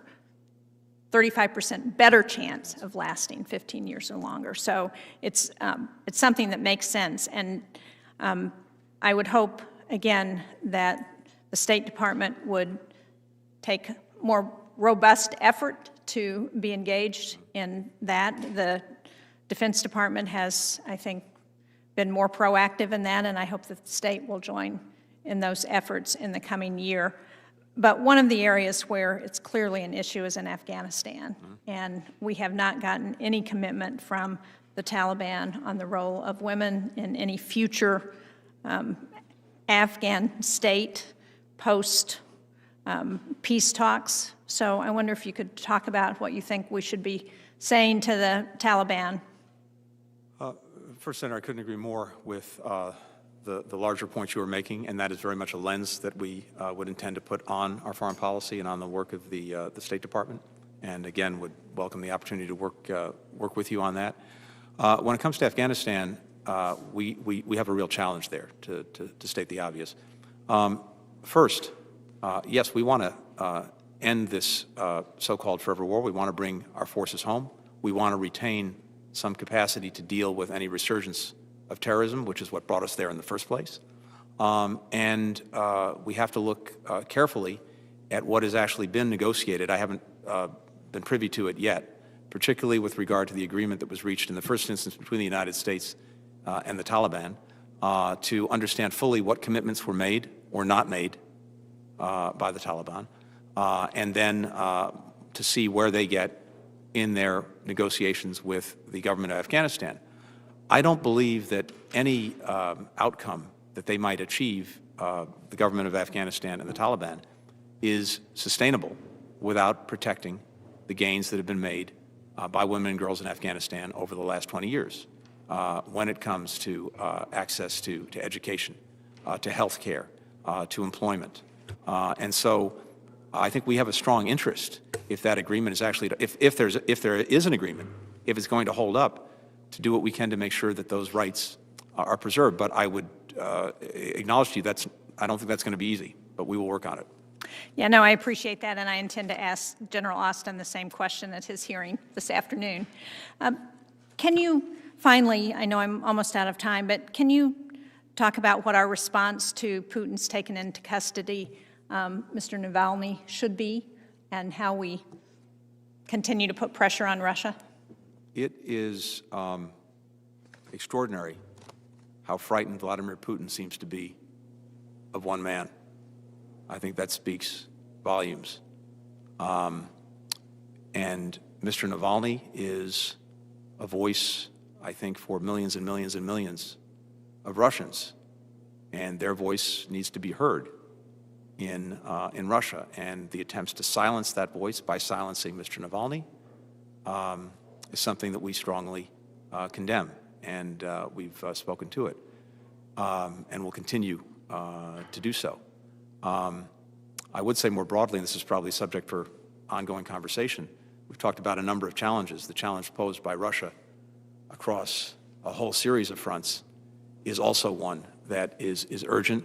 I have to say that I think members of this committee, particularly Senator Romney, have been very prescient when it comes to the challenge posed to us by Russia. There's a lot to be discussed and talked about there, but this is very high on the agenda for an incoming administration. Thank you. Thank you, Mr. Chairman. Thank you, Senator Shaheen. Senator Rubio. Thank you, Mr. Blinken, for being here. Thanks for your willingness to step back in and serve our country. We always should appreciate that for anyone who's willing to step up and do it. Obviously, everyone's asking about all the different parts of the world. I care about a lot of them, so I'm going to focus, if I can, on the Western Hemisphere for a moment. Two specific things. The first is, as you're well aware, in Cuba, there is a very small but not real large or substantial small private businesses. The bulk of the economic activity in that country is controlled by a holding company named Gaesa, which controls basically anything that makes money.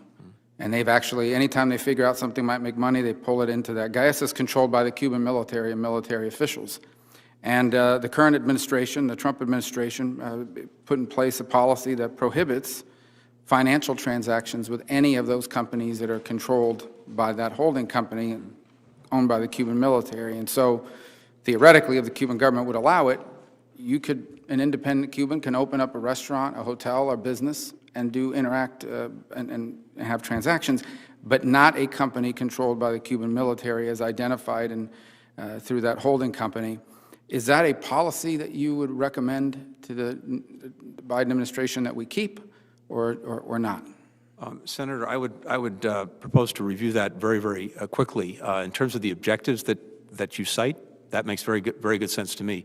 I think the question is, and I don't know enough to form a full judgment as to whether it is, in fact, achieving those objectives, and are there any other costs or consequences that we might want to look at. But certainly the objective strikes me as exactly the right one. I'd welcome an opportunity, if confirmed, to actually talk to you about that. And by the way, about our approach to Cuba more broadly. On the issue of, as a matter of theory, because obviously the Cuban government we can open up whatever we want to them, but the Cuban government controls what they allow and what they don't allow. So as an example, if an individual Cuban decided to borrow money from a relative in the United States and open up a business, they could do so under existing law, potentially, depending on how the transaction was structured, but the Cuban government wouldn't allow it. In fact, they've cracked down on that. So I think we could agree, could we not, that to the extent that it involves economic independence for Cubans individuals or companies that they're allowed to start, that's one thing. But when it comes to these entities that are not state-controlled entities, they're oligarchs that control it, basically one individual, largely because they want to be not just a politically totalitarian state, but also an economic totalitarian state, that it would further the national interest of the United States to encourage more economic independence for the individual and less dependence on the state that gives them all this leverage over them. So I do sincerely hope that just because these were Trump policies, and I'm not claiming that that's what you're saying, that we don't just throw the whole thing out and say, let's go back to the Obama policy, that even some of the architects of it have since conceded could have been structured a little differently because they were unilateral and didn't lead to some of the results we thought. I do think as you carefully review many of the steps that have been taken, there is a logic and a rationale behind each of them that I hope that will be taken into account. I think it serves our national interest to do so. On Venezuela, I'm sure you're well aware that Maduro has repeatedly, over the course of the last 5 to 7 years, utilized negotiations as a delay tactic. It's so egregious that even the Vatican says we're not having any more negotiations. In fact, in a very strongly worded letter from the Pope to him said, you remember the last time we met, I'm paraphrasing, remember the last time we met, you agreed to things, you never did any of them, there's no purpose in meeting anymore. Effort after effort to negotiate with Maduro's regime for whatever have all resulted in nothing. He uses it to buy time and to delay, and he uses it to divide the opposition. And unfortunately, multiple players have fallen into that trap. The reality of it is that he will agree to all sorts of short-term reversible things, release a political prisoner or what have you. But at the end of the day, he's not ever going to agree to free and fair elections because he can't win them. Is it your view that that our stance towards Venezuela should change, in essence, that we should no longer recognize Juan Guaido and enter into negotiations with Maduro? No, it is not. I very much agree with you, Senator, first of all, with regard to a number of the steps that were taken toward Venezuela in recent years, including recognizing Mr. Guaido, recognizing the National Assembly as the only democratically elected institution in Venezuela, seeking to increase pressure on the regime led by a brutal dictator in Maduro, as well as to try to work with some of our allies and partners. The hard part is that for all of those efforts, which I support, we obviously have not gotten the results that we need. And one of the things I would really welcome doing, if confirmed, is to come and talk some of that through with you and with others on this committee, because we need an effective policy that can restore Venezuela to democracy, starting with free and fair elections. And how can we best advance that ball? I think there's some things that we can look at, particularly better, stronger coordination, cooperation with like-minded countries. Maybe we need to look at how we more effectively target the sanctions that we have, so that regime enablers really feel the pain of those sanctions.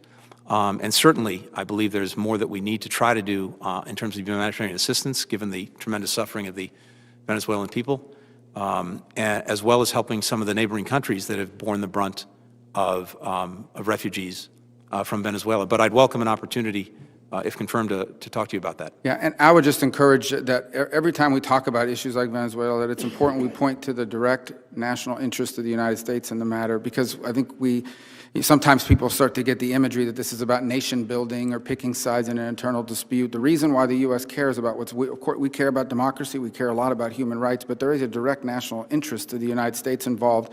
You have a regime that openly houses and gives safe harbor to multiple terrorist organizations like the FARC and the ELN that traffic drugs, that in turn threaten to destabilize and even potentially topple at some point or seriously threaten the government of Colombia, which would be a massive blow to regional stability and ultimately impacts us as well. It's already having a migratory pressure on this country, but on countries in the region, in Peru and Brazil and Colombia, which ultimately also impacts us. They have very friendly relations, military and otherwise, with the Russians, and increased evidence of Iranian interest and activity, including the sale of oil or gasoline in exchange for gold that they're stealing from their reserve. So I just encourage you to constantly point to the fact that this is not just a do-gooder effort here. There is a direct national security interest of the United States involved in what happens there. You may have been asked this already, but I think it's important. Would you acknowledge, as I think a growing number of people have, that there was once here a bipartisan consensus on China, that once they got rich and they got prosperous, they would become more like us, that Yes. that consensus was flawed? Mm-hmm. I think we've found that out in practice. Yes, I think there was a broad consensus that economic liberalization in China would lead to political liberalization. That has not happened. Well, beyond the political liberalization, their intent was never, it goes deeper, that it goes to a dangerous imbalance that's now developed in the relationship on a commercial front, on a geopolitical front, and increasingly, potentially on a military front. You've seen a massive expansion of a military capability, both technological and particularly in the asymmetric abilities that they have that really have no precedent. And it is now clear that they are making the argument to the world, and frankly and unfortunately, we domestically have helped them make this argument, that American-style democracy is too chaotic, and that what we have here, them, the Communist Party of China, is much more stable and a much better model to follow. The bottom line is, and I know that this is people like to throw around the phrases like Cold War. I think this is very different than the Cold War. But do you have any doubt in your mind that the goal of the Chinese Communist Party is to be the world's predominant political, geopolitical, military, and economic power, and for the United States to decline in relation? I do not. You have no doubt? I have no doubt. Okay. All right. Thank you, Mr. Chairman. Thank you, Senator Rubio. I am told that Senator Coons is with us electronically. Is that true? That's correct, Mr. Chairman. Can you hear me? I can hear you. I can't see you. Oh, now I can see you. There you are. Welcome, Senator Coons. The floor is yours. Thank you, Chairman Risch, Ranking Member Menendez.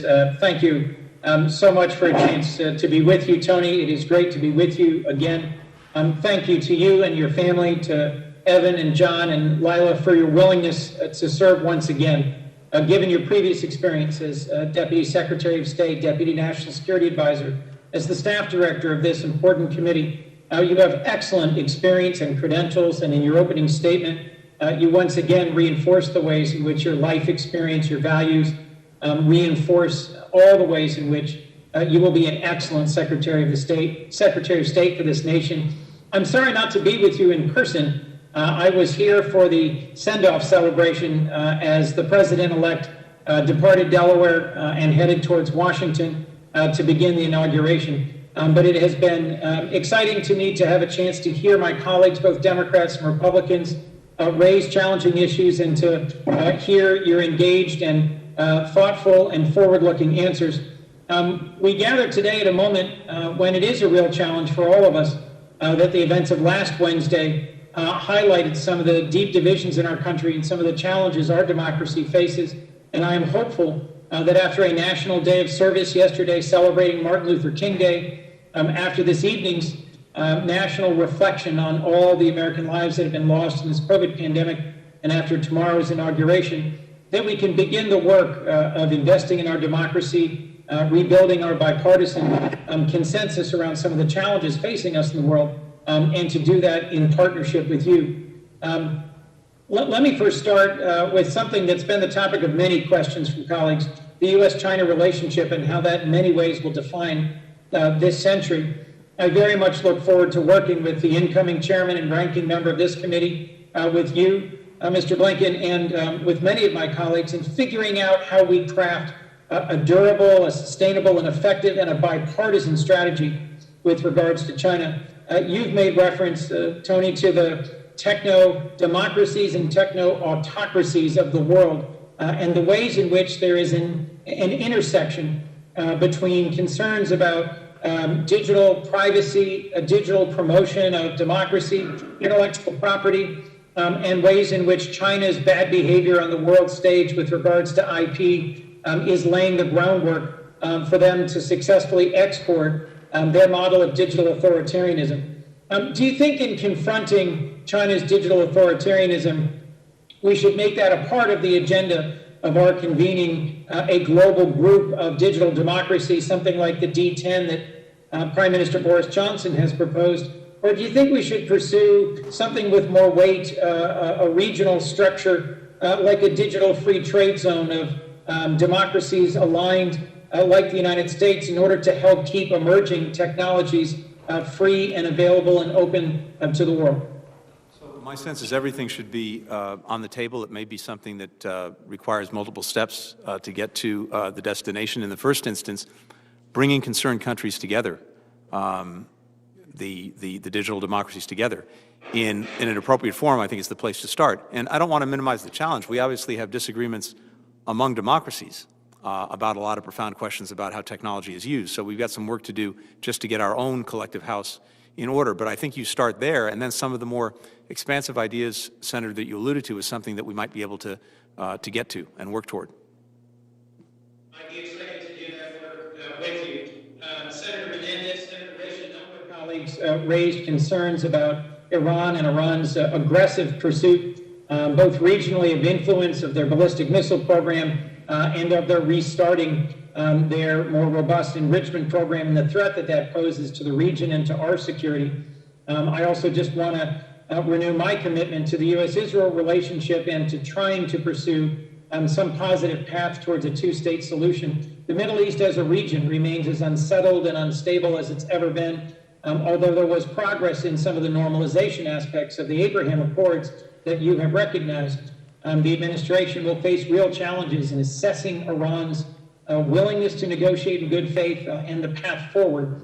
I look forward to working with you on this challenge and making sure that we build a framework with our core allies in Europe that can take into account these broader destabilizing actions by Iran. Let me ask quickly about two other things going on in the region that haven't been addressed so far.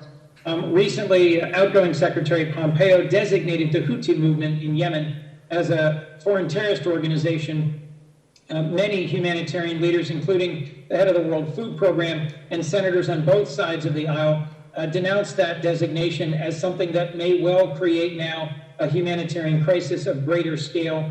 The president-elect has said he would end U.S. support for the war in Yemen and that U.S. support for humanitarian relief is critical. What steps do you think we can or should immediately take with regards to Yemen? How can the Senate help? And how do you see this as a piece of that broader regional puzzle of working through pushing back on Iran's projection of force through proxies while still re-examining some of our relationships in the region that have become more complicated by their human rights records? First, Senator, we need to be clear-eyed about the Houthis. They overthrew a government in Yemen. They engaged in a path of aggression through the country. They directed aggression toward Saudi Arabia. They've committed atrocities and human rights abuses, and that is a fact. What's also a fact, though, is that the Saudi-led campaign in Yemen to push back against the Houthi aggression has contributed to what is, by most accounts, the worst humanitarian situation that we face anywhere in the world. And one aspect of that situation is that about 80% of the Yemeni population right now is in areas controlled by the Houthis. And whether we like it or not, we have to find ways to get assistance to them if we're going to do anything about addressing this situation. And so my concern, deep concern about the designation that was made is that, at least on its surface, it seems to achieve nothing particularly practical in advancing the efforts against the Houthis and to bring them back to the negotiating table, while making it even more difficult than it already is to provide humanitarian assistance to people who desperately need it. So I think we would propose to review that immediately to make sure that what we are doing is not impeding the provision of humanitarian assistance even under these difficult circumstances. I recognize that some have talked about carve-outs for American providers of humanitarian assistance. The problem there is that if the carve-outs don't apply to everyone around the world, it's not going to get the job done, because most of the humanitarian assistance provided to Yemen is not coming from the United States, it's coming from other countries. So I think we've got a very specific and concrete problem that we need to address very quickly if we're going to make sure we're doing everything we can to alleviate the suffering of people in Yemen. Thank you for that answer. I need to move forward given the limitations of time. I was proud to have a chance to work with a number of colleagues on this committee in 2018 to help pass the BUILD Act that created the new Development Finance Corporation. In 2019, the Global Fragility Act, which set a new process and framework for looking at fragile states, borrowing from the lessons of Plan Colombia. One of the areas, as we both know, the president-elect has been passionate about is the Northern Triangle and finding ways to build a sustained long-term strategy that can secure stability in a region that has long known fragility. And at the end of last year, we passed a bipartisan package that creates the Nidalowi Middle East Partnership for Peace Fund to provide support for partnership between Palestinians and Israelis to provide for economic ventures and opportunity. Are these three tools that you look forward to working with us on and that you will embrace in your leadership role as the Biden administration looks for new tools to use in advancing our broader objectives? Yes. Yeah. And can you help me understand from your view the challenge of combating fragility and putting prioritization in place between diplomacy, defense, and development? So first, Senator, I think the Fragility Act is a terrific foundation upon which to do this. I've had some conversations with the President-elect about exactly this, and it is very much on his mind.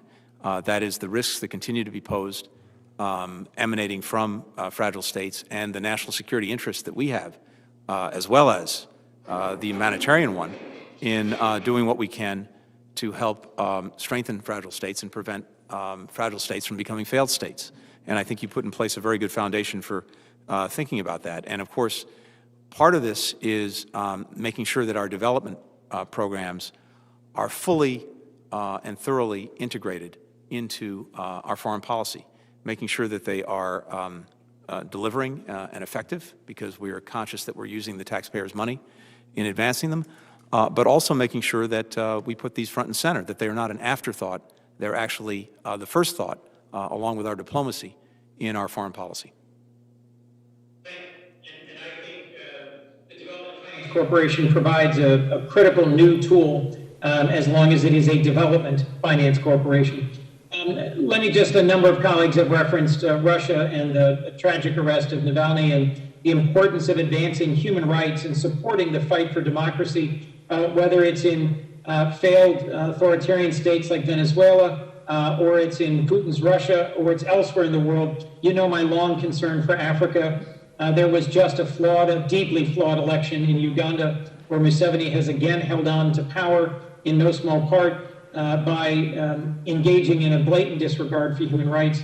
There are other countries of real concern in Ethiopia, the violence in the Tigray region, in Sudan, on the other hand, where there's been an encouraging transition to democracy recently.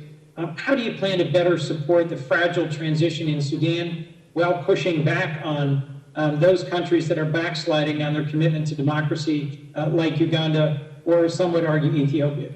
So I think it starts with our very active engagement, not being AWOL when these problems emerge. Ethiopia, I share your deep concerns.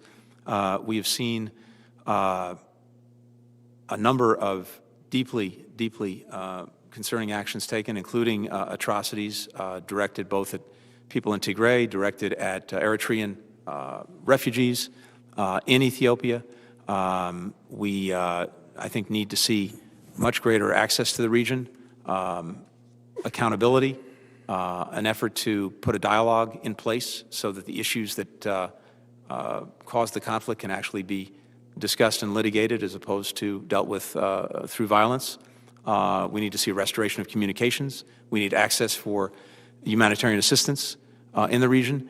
And I worry as well that what started there has the potential to be destabilizing throughout the Horn of Africa. So I would like to see American diplomacy fully engaged in trying to contend with this challenge. You cited a number of other places where we have, I share your concerns about the elections in Uganda, concerns in Cameroon recently, particularly violence directed at the Anglophone population.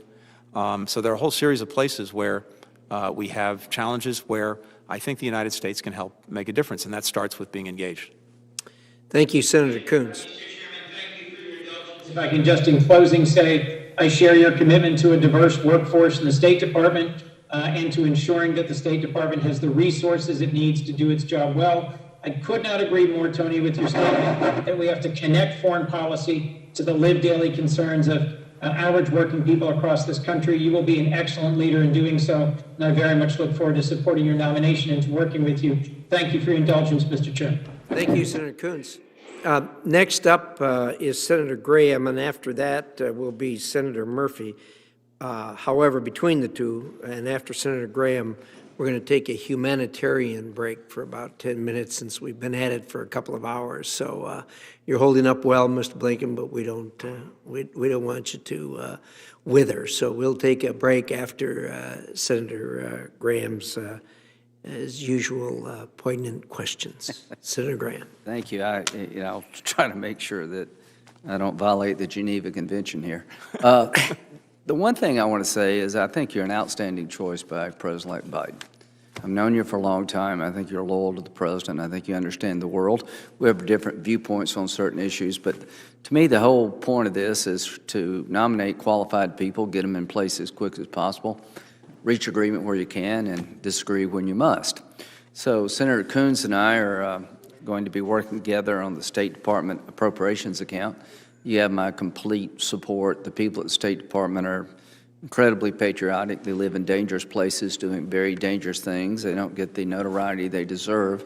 So I'm just a big fan of soft power and foreign and foreign policy. The military has a very limited ability to change things, and they know it more than anybody else. So I think you're an outstanding choice. I intend to vote for you, but we're going to quickly go around the world and try to get a 30,000-foot view of where we start this new administration. Do you still consider Iran the largest state sponsor of terrorism? I do. Okay. Do you consider Israel a racist nation? No, I do not. Okay, that's a good start. Afghanistan. Do you agree that I agree totally with Senator Shaheen that if we abandon the Afghan women who fought so hard to have a say about the future of their children, it will affect our children's future. Do you agree with that? I do. If we've learned anything from Afghanistan, taking your eye off the ball doesn't really work well. And having 100,000 troops over there spending trillions of dollars really doesn't work well either. We're down to 2,500, a residual force with a counterterrorism mission. Do you think that's responsible at this point?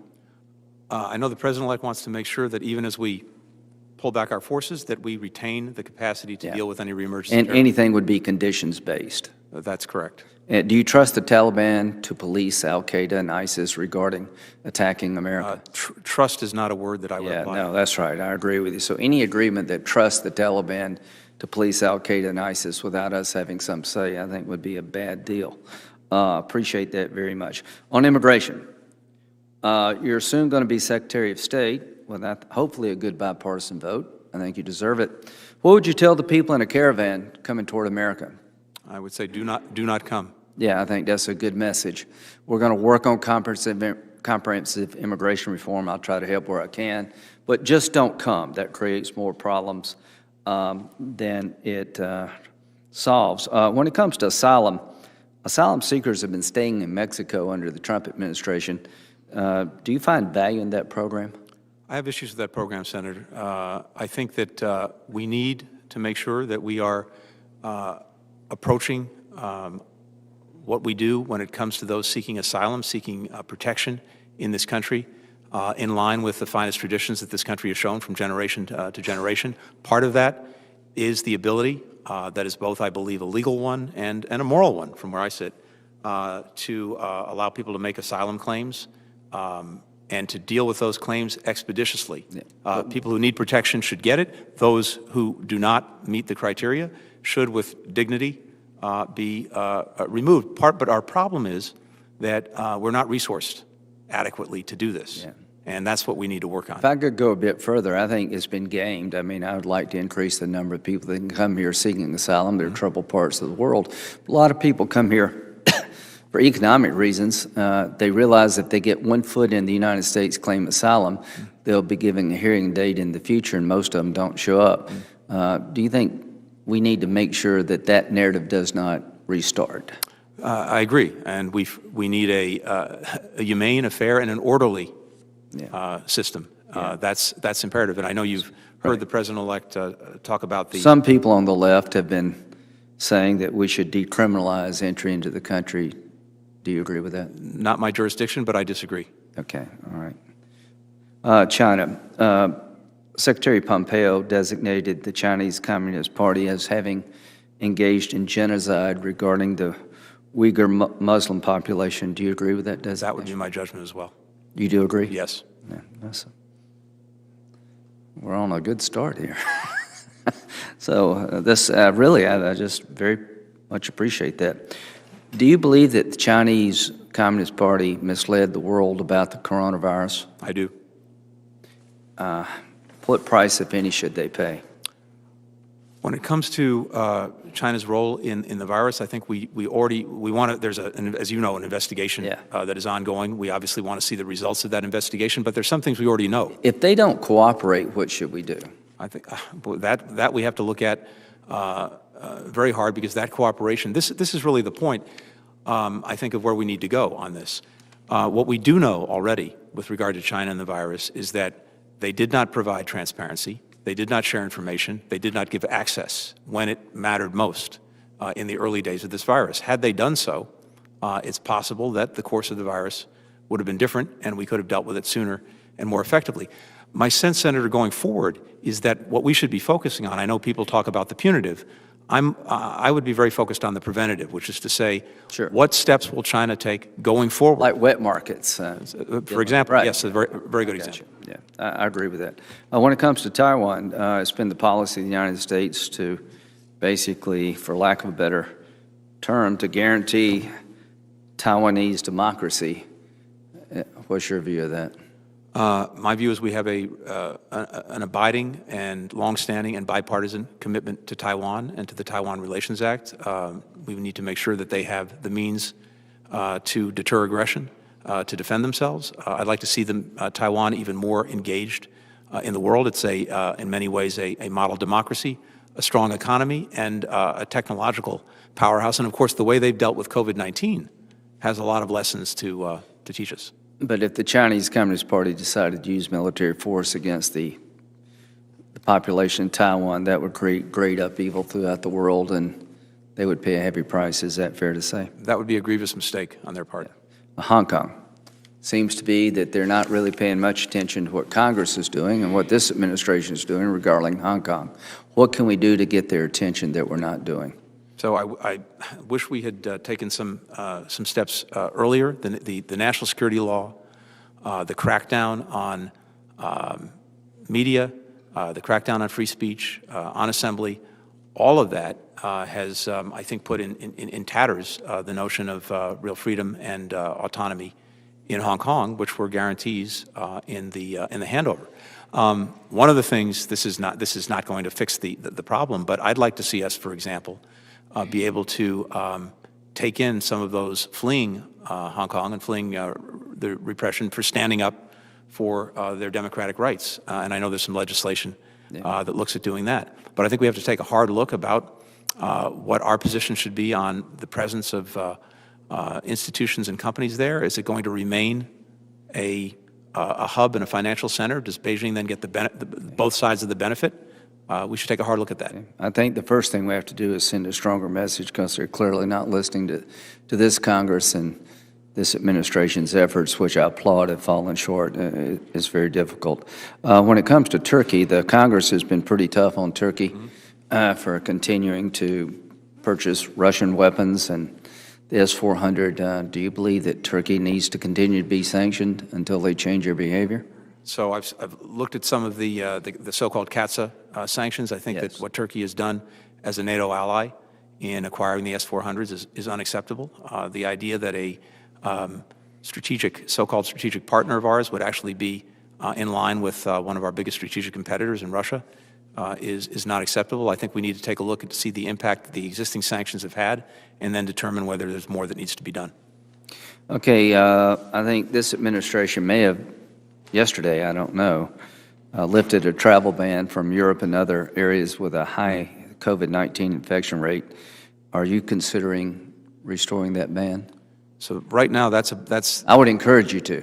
It's above my pay grade. So I would encourage you to. And the reasons, the caravans have a multiple level of problems, and it'd be odd to just keep a travel ban in Europe, but allow people to mass on our border. So I hope we continue to fight the illness and prevent transmission. Finally, so many people wonder where our biggest threat is. I'm going to just end with this thought. China is a problem, multiple layer problem. Russia's up to no good. There's two groups out there that I worry the most about. I think if the Iranians had a nuclear weapon, they would use it. I think the Ayatollah is a religious Nazi. Will you agree to at least talk to me and Senator Menendez about an alternative to the JCPOA when it comes to Iran? I welcome talking to both of you and members of this committee about the way forward on Iran. Okay. And finally, this is the 20th anniversary of 9/11. September this year will be 20 years. I think they're going to remind us that they're still out there. Do you agree with me that the worst thing America could do is have a false sense of security when it comes to radical Islam? Do you agree with the following proposition? The only reason they haven't killed more of us is they can't find a way to do it, and we pretty much kept our foot on their throat. I share your concerns about the ongoing threat posed by what's left of al-Qaeda, ISIS, other extremist groups that target the United States. Finally, do you believe they had a nuclear or chemical weapon they could acquire when they would use it? I think there's a high probability that if they had access to such a weapon, certainly in the past they would have, and going forward, something to be concerned about. 20 years later, where do we stand regarding the fight against al-Qaeda and ISIS? I think we've demonstrably made significant progress in different parts of the world against them. When it comes to al-Qaeda in Afghanistan, the original threat, there's still a problem, there's still a presence, there's still a relationship with the Taliban. It's much diminished from what it was, but precisely to your point, if we take our eye off that ball, there's a risk that it comes back. ISIS, I think, actually across two administrations, we succeeded in taking away its geographic caliphate in Iraq and in Syria. But there again, we can't take our eye off the ball. And then, of course, we've seen affiliates of both groups spread to different parts of the world. So we still have our work cut out for us. Well, thank you. I look forward to working with you. Thanks. I think all of us agree with those comments, and particularly right now, for whatever reason, the Sahel seems to be their preferred place to reemerge. So that's something that's going to need your attention. With that, Senator Murphy, you've been incredibly patient from the very beginning, but I'm going to ask you to be patient for a little longer, and we will take a 10-minute humanitarian break. The committee will be at ease, subject to call the chair.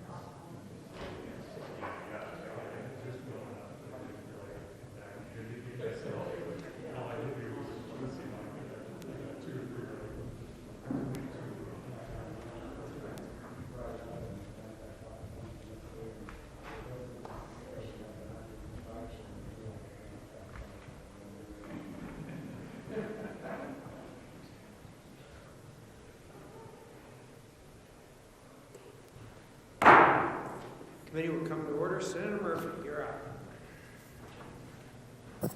up. Thank you very much, Mr. Chairman. Good to see you, Tony. Thank you for sharing that really wonderful story about your stepfather at the outset. We are not a perfect nation. We have been flawed from the beginning. We are always seeking perfection, but I imagine at that moment, America looked perfect, and it's a reminder of the unique power that this country has to affect change and be a force for good in the world. Thanks for beginning us with that inspirational story. I wanted to come back to this question of the war in Yemen for a moment. I thank Senator Coons for beginning this conversation. It has been just a national security disaster for the United States. Over 100,000 children have died of starvation and disease, AQAP.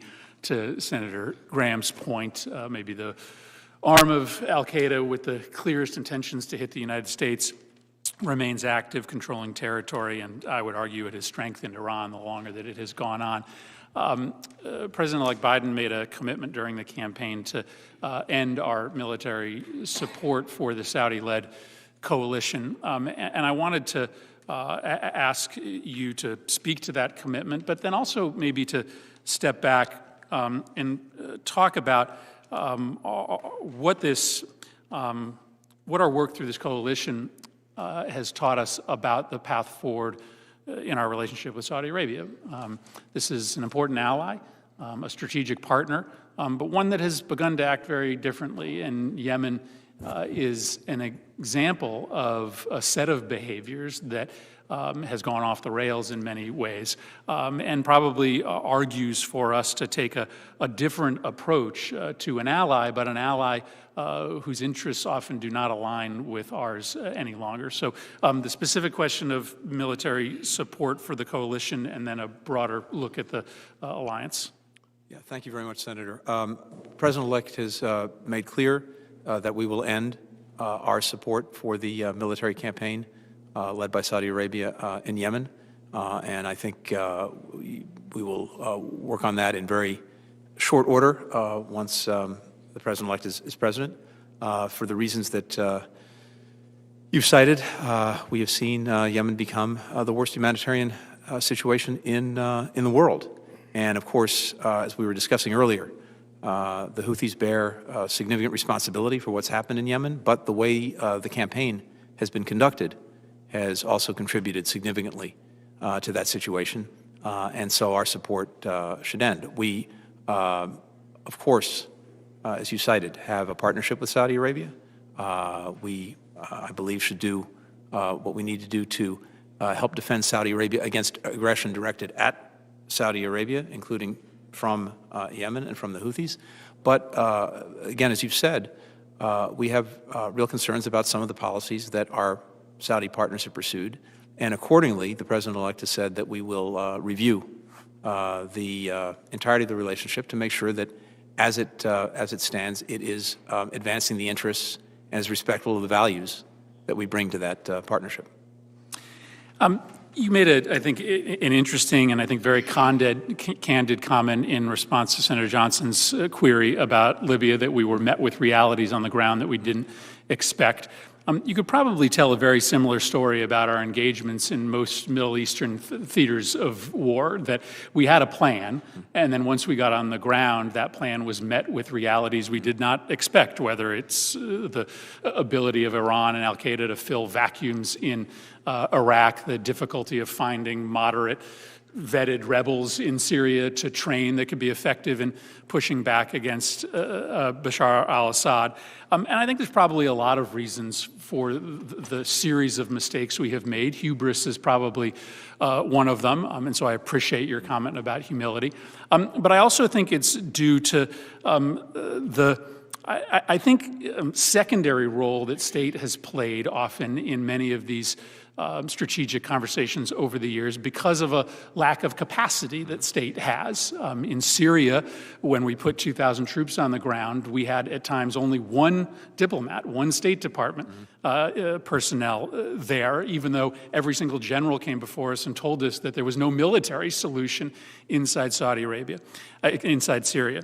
And so this leads me to two connected questions. One, what are the capacities that state doesn't have today that it needs to be able to compete? If the threats that are posed to the United States in the next 50 years are by and large not conventional military threats, what does state need to be able to respond? And second, especially in these really dangerous, fragile places, how do we get the State Department out of its bunker, right? Especially in the wake of Benghazi, the walls have gone up. And so 18-year-old Marines are out doing the work of diplomats. So what kind of new capacities do we need? How do we get state out on the front lines?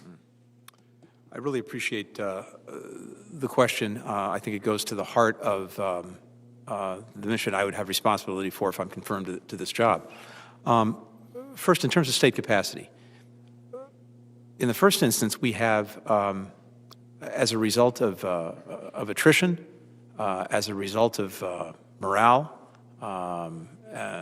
we've seen a drop-off in state personnel where we're now about 1,000 short of the numbers we were at just 4 years ago. That in and of itself is a problem. But it's not simply a matter of bringing people back, filling the slots that are now empty. It's making sure that, to the best of our ability, we're building a workforce that has the skill set to deal with the incredibly complex challenges that we're facing that are very different than the challenges we faced in previous generations. We have some authorities. I suggest we probably need more that give us the flexibility to bring talent in different ways at different times to meet some of those needs. We need to have the expertise in global health. We need to have the expertise in climate. We need to have the expertise in technology, given the dominant role that it plays. And that's something that, if confirmed into this job, I'm going to spend some real time on, and working with this committee to make sure that we have the ability to do that. Part of this is about spreading the message that this is a wonderful career to have and a good place to be. I've been distressed by the fact that applications to take the Foreign Service exam dropped significantly. So that's something we need to repair. And then finally, on this point, Senator, we talked about this a little bit earlier. The skill set, the talent set, that's usually important, but the workforce also has to look like the country it purports to represent. And so one of the things that I am determined to focus on, if confirmed, is on making good on building that kind of workforce, making sure that we're recruiting, we're retaining, and we're accountable for a workforce at state that looks more like the country it represents. And I think there's a lot of things that we can do to achieve that and make real progress.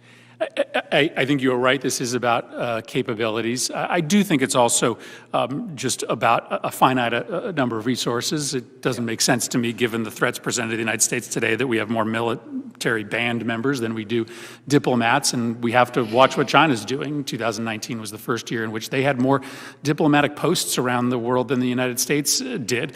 If we're going to meet them on a playing field, even strength, then we need to recognize. I've got to say, I very much agree with that, and my colleagues will probably take this out on me for saying it, but when I look at the fact that the last requested increase for the Defense Department, the increase over its existing budget, equaled the totality of the state foreign operations budget, I think something's out of whack. In the minute I have remaining, I'd love to turn to a subject we haven't touched upon, and that's Ukraine. Obviously, the subject of much consternation and discussion in the United States Congress over the last 2 years, but a country that is still enormously fragile, and a country that is in need of a much more stable friendship from the United States. The focus here has been largely around this question of lethal arms. I came around to support that notion. At the same time, I don't think Putin has any intention of actually marching an army to Kyiv. He wants to disempower that nation economically and politically so that eventually they just give up and hand the keys back to a Kremlin-friendly government. And so it's really a question of, can we give them the political tools and the economic help in order to stay sovereign and independent? And I'd love your quick thoughts on the path forward with Ukraine. I spent a lot of time on Ukraine when I was last in government. I share both your commitment to trying to help it, particularly to stand up against the aggression that we've seen from Russia, both with regard to the attempted annexation of Crimea and, of course, what's happening, the conflict in the Donbass in eastern Ukraine. And I very much agree with you that we have to have a comprehensive approach. I supported the provision of lethal defensive assistance to Ukraine, but to the extent that Russia is the threat from without, the threat from within is corruption. The threat from within is a lack of institutions that can effectively manage the country. And we have to help the Ukrainians deal with that too, because even if we're successful in at least helping them keep Russia at bay, if that threat from within continues, then it's going to be very difficult for them to build a viable democracy. Thank you for your candid conversation with us today. And notwithstanding all of that agreement with Lindsey Graham earlier, I look forward to supporting your nomination. Thank you, Tony. Thank you, Senator. Thank you, Senator Murphy, I think. With that, we will move to Senator Barrasso. Thank you, Mr. Chairman. Mr. Blinken, I appreciate your being here today to testify. We all value your willingness to serve the country. The role of the Secretary of State is vitally important to protecting our national security as well as advancing American interests and our values across the globe. With this in mind, your nomination to me raises concerns. It's critically important our nation not return to a strategy of leading from behind. Many of us have spoken about the failed foreign policies of the Obama-Biden administration. Robert Gates, the former Secretary of Defense under President Obama, noted that Joe Biden, he said, quote, has been wrong on nearly every major foreign policy and national security issue over the past 4 decades. I bring this up because you were an integral part in advising both Biden and Obama on these failed foreign policy decisions. Even with years of experience in foreign policy, when it came time to make the right decisions, in your own words, you say you failed. On Syria, the Obama-Biden foreign policy failed. You admitted, quote, we failed in preventing a tragic loss of life as well as millions of people made into refugees or internally displaced, and that's something that we will have to live with. You also went on to say in Syria, we rightly sought to avoid another Iraq, but by not doing too much, but we made the opposite error of doing too little. On Libya, the Obama-Biden foreign policy failed. Again, you admitted, you said Libya is a particularly challenging one, and I have to acknowledge that we obviously did not succeed in the Obama-Biden administration in getting that right. In Iraq, the Obama-Biden foreign policy failed.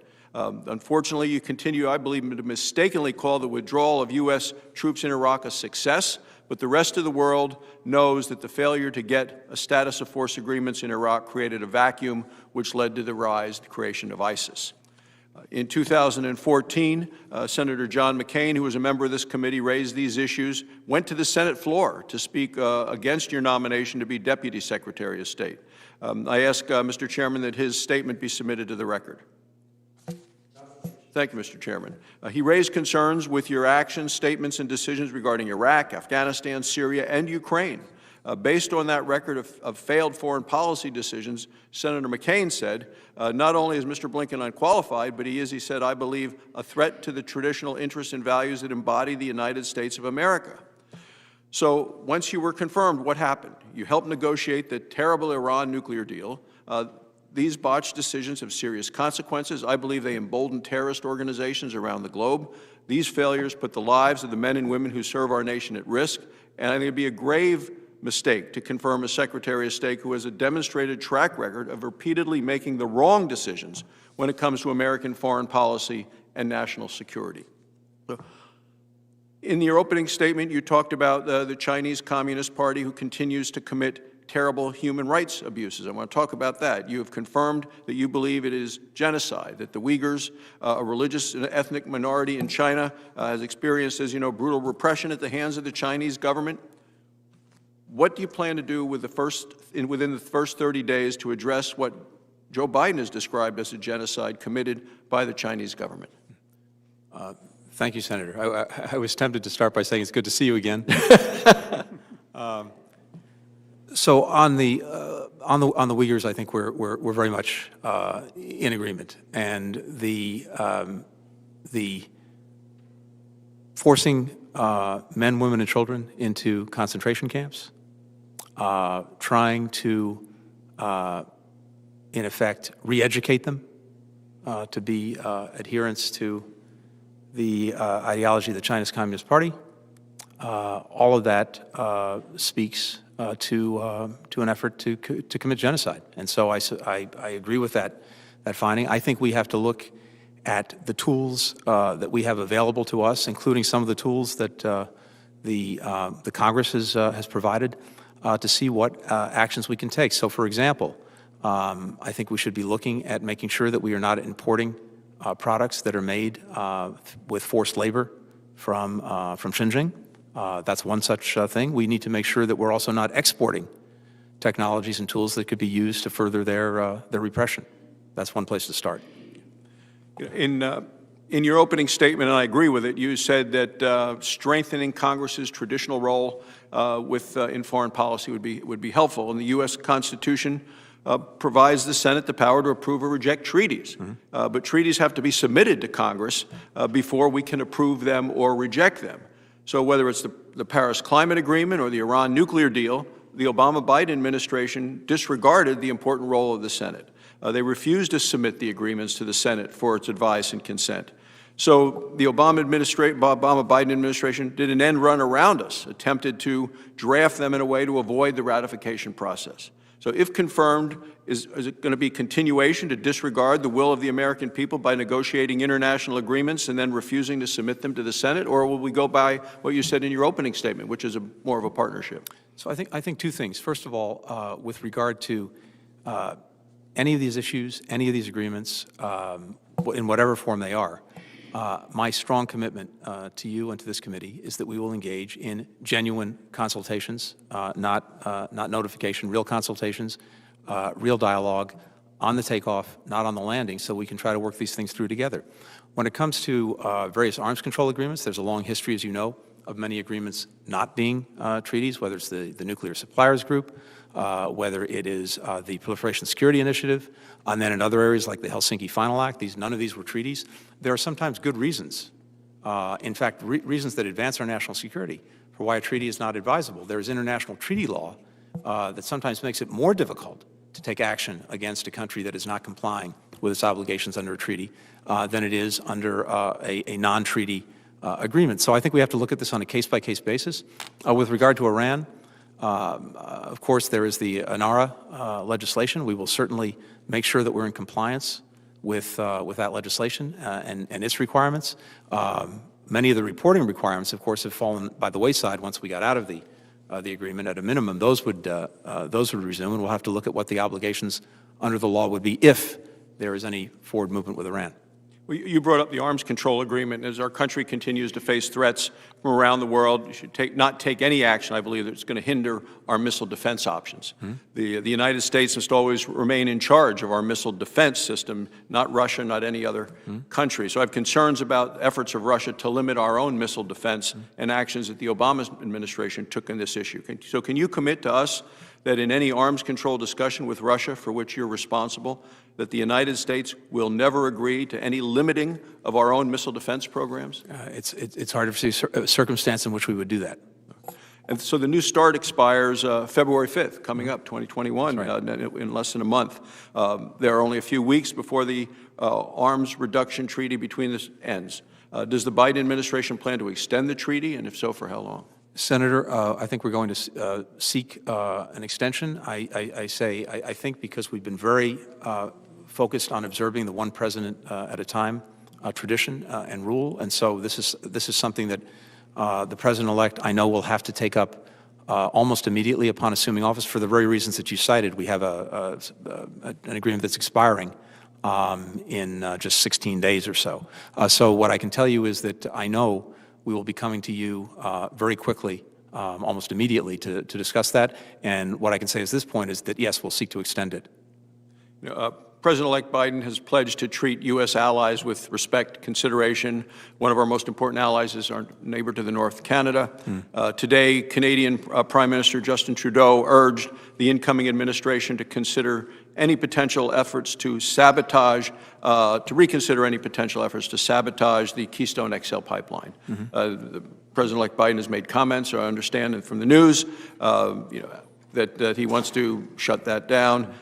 Alberta Premier Jason Kenney raised concerns about reports of plans to cancel this valuable project, saying, quote, doing so would kill jobs on both sides of the border, would weaken the critically important Canada-U.S. relationship, would undermine U.S. national security by making the United States more dependent on OPEC oil imports in the future. So I strongly oppose any effort by the Biden administration to cancel or delay the Keystone XL pipeline project. It creates jobs, it helps grow the economy, it improves our nation's energy security. I think taking any action to cancel it would eliminate jobs for thousands of Americans and undermine economic stability for many. So how does revoking permits for the Keystone XL pipeline without consultation or deliberations show respect and consideration to Canada, one of our closest allies? So this would be a decision for the President to make. He has, the President-elect has said that he does intend to rescind the permit. What I can say with regard to the State Department and its role and my potential role if I'm at the State Department is anything going forward we would address with absolute objectivity and professionalism to make sure that any proposed permit or agreement that comes before us advances the national interest and national security. Thank you, Mr. Chairman. Thank you, Senator Barrasso. Senator Kane. Thank you, Mr. Chair, and to Mr. Blinken, congratulations on the nomination. You're very well qualified for the position. Let me begin with something that I think is really important. The Secretary of State, by longstanding norm, not law, has been one of the least political of the cabinet secretaries. Generally, the Attorney General, Secretary of State, Secretary of Treasury, Secretary of Defense do not engage in partisan political activity. And that pretty much goes back decades and decades. Your successor pretty much broke that practice in some fairly significant ways. Your predecessor has an Office of the Legal Advisor. The Office of the Legal Advisor gave wise advice to all in state and elsewhere. In a December 2019 memo, the legal advisor reminded all political appointees that they were, quote, they were prohibited from, quote, engaging in political activity in concert with a partisan candidate, political party, or partisan political group, and specifically indicated that, quote, Senate confirmed presidential appointees may not even attend a political party convention or a convention-related event. Your predecessor stressed that in a cable to State Department employees in December. Quote, it is important that the department's employees do not improperly engage the Department of State in the political process and that they adhere to the Hatch Act and department policies in their own political activities. Despite that, your predecessor appeared and gave a campaign speech at the Republican National Convention, violating policy that he and the legal advisor had laid clearly down. I want to ask you about the words of another Secretary of State, Colin Powell, who said, as Secretary of State, I'm obliged not to participate in any way, shape, fashion, or form in parochial political debates. I have to take no sides in the matter. He said in 2004 when he skipped the Republican National Convention. Will you follow the Powell practice that has been the practice of the State Department and the Secretary of State for decades, or will you follow the Pompeo practice and turn the Secretary of State into a partisan political position? I strongly agree with Secretary Powell, and that is the model I would follow. I will be extremely disappointed if I see you showing up at partisan events for Democrats, including the President and Vice President, the President who's appointed you. If I see you doing campaign events for anybody on my side of the aisle, I will be very disappointed. I know you're not going to, but I wanted to put that on the record. And I would welcome you holding me to that. I have to tell you, Senator, I could not agree more strongly that with regard to the State Department, it has to be, and if I have anything to say about it, it will be a nonpartisan institution that is seeking only to advance the national interest. And I might add, I started my career in Washington at the department in 1993. And I've been working with the men and women of the Foreign Service, the Civil Service, for the better part of 25 years. And I could not begin to tell you for 9 out of 10, or maybe even 10 of 10, if the person's a Republican, a Democrat, an independent, or what. They are simply professionals who are working to advance the national interest. And if the person who purports to lead them is not doing the same thing, I think we've got a problem. Let me ask a related question. The norm over time in the State Department for ambassadors has been that about 70% are career and 30% are political. There's nothing magic about that number, but administrations, both Democratic and Republican, have generally sort of adhered to that ratio. The Trump administration changed that ratio pretty significantly. It was about 55% career and 45% political, 50% higher in terms of the political appointees than the norm.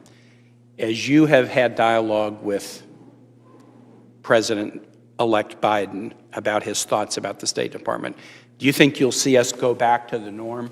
The political appointees are often very, very important. I get it, and that's why the 30% is important. But do you think we'll go back to a norm and see that 2 to 1 or 70 to 30 as a more likely path forward? Yes, I do. Thank you for that. I am very worried. There's been questions about issues in the Western Hemisphere, and I'm worried that we just pay attention to the Western Hemisphere when there's a crisis. If there's a caravan, we're going to be paying attention to it. Or significant drug trade from Colombia, we're going to pay attention to it.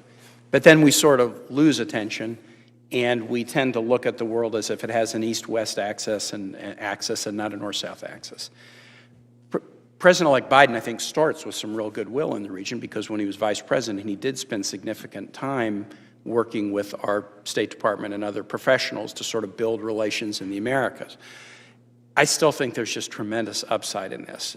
It's hard for a U.S. of 330 million to sort of match up all the time with nations like China with 1 billion people, but the Americas, from Tierra del Fuego to Patagonia, Tierra del Fuego to the Yukon, would have about 1 billion. So the more we can do in tandem with other nations in the Americas, the more we can advance our own economic and security interests. I don't think we should do it just because China and Russia and Iran are getting involved in the region, but that should make us worry.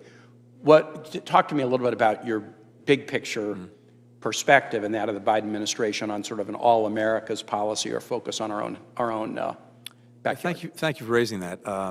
You're right. This has actually been an area of focus for the president-elect. I went back and counted not so long ago, and I think he made 16 trips to countries in our hemisphere as vice president. And even before that, when he was a member of this committee, he was very focused on a number of issues in the hemisphere, starting with Colombia, Plan Colombia, and what followed. And then as vice president, a real focus on Mexico, on the Northern Triangle countries, and for that matter, issues throughout the hemisphere. And he has a strongly held view that we have a strong national interest in doing what we can to advance the future for our hemisphere that is democratic, that is middle class, that is secure. And there is a lot that we can and should be doing as partners with countries throughout the hemisphere to advance that vision. So in terms of the way we're resourced, in terms of the way we're focused, I feel confident that this is going to get sustained attention, not what you rightly described as sort of piecemeal attention. Yeah, episodic. I look forward to working with you on that. Let me ask you a question about Israel-Palestine, which has come up already. The two-state solution. This has been U.S. policy since Truman, in one way or another, certainly since the Oslo Accords. And yet sometimes I feel like our policy is to say two-state solution is our policy, but it has been hard for us to find meaningful path forward. I paid my first visit to Israel in 1998. I've been to Israel more times than I've been to Ireland, and I have relatives in Ireland. I really value the U.S.-Israel relationship, but the prospects for a peaceful Israel and Palestine existing side by side are worse today than they were in 1998 when I first visited, and I find that tragic. Yeah. And what's the challenge of not having a meaningful two-state solution? Let's just talk about COVID. There's a vaccination campaign going on right now that in Israel is viewed as one of the leading and most innovative in the world in terms of vaccinating high percentages of people, but virtually no one in Palestine has been vaccinated. And the Israeli health minister says when we are done with our citizens, then we will focus attention on our neighbors. So the Palestinians are in this odd space where they're sort of they don't have their own country, they're in a country, but they're not considered citizens, they're considered neighbors. This is the kind of thing that suggests we really do need to find a path forward. I do believe the Trump administration's success in the Abrahamic Accords is notable, and I applauded it right out of the gate. How might we use the improved relations between nations in the Arab world with Israel to help advance the prospect, finally, since the late 1940s, the prospect of a two-state solution? Well, first of all, I very much share the premise of your comment and question, which is, as I see it, the two-state solution, however distant it may appear, is still the best and probably the only way to truly assure Israel's future as a Jewish and democratic state, and of course to give the Palestinians the state to which they are entitled. The challenge, of course, is how to move forward on that at a time when it, you rightly said, seems more distant than it's ever been, at least since Oslo. I hope that the progress that was made with the Abraham Accords, which I applaud, the steps that countries are taking to normalize relations with Israel is an extremely positive development, and one that we would hope to build on if given the opportunity. I hope that also might create a greater sense of confidence and security in Israel as it considers its relationship with the Palestinians, because whether we like it or not, whether they like it or not, it's not just going away. And these nations that have now normalized relations can play an important role in both economic support for Palestinians, but also providing security assistance, and they may be more willing to do that now that they've normalized relations in this way. Well, Mr. Blinken, thank you. My time is up. I do want to work with you and State Department on issues about war powers, the cleaning up of the various authorizations from 1991 and 2001 and 2002 that are still floating out in space with no time or geographic limit. I'll look forward to working with the State Department and the White House on those. I would welcome that. Thank you very much. Senator. Thank you, Mr. Chair. Thank you, Senator Kaine. Appreciate that. Senator Portman's up next, but I'm told that he is indisposed at the moment, which turns to you, Senator Paul, and we will get back to Senator Portman. Senator Paul. Thank you.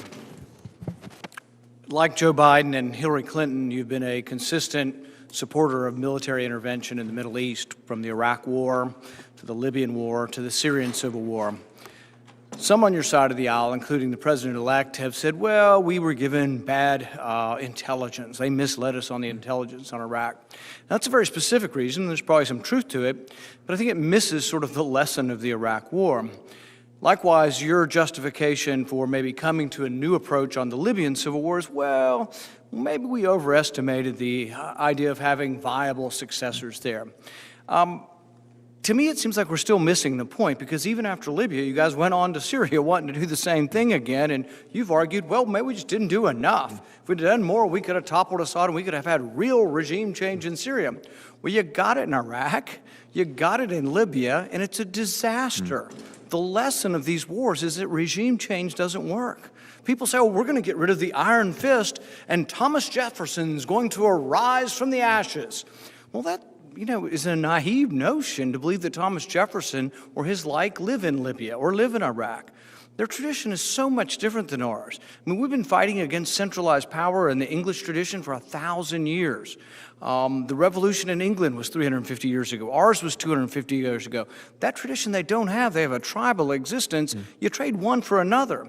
But mostly what you've gotten through the policies you have advocated, and Joe Biden has advocated, and frankly, John Bolton has advocated, this idea of regime change has been a disaster for the Middle East. We complain, everybody around here is concerned, Iran, Iran, Iran. Well, why is Iran stronger? Who's their best friend in the region now? Iraq.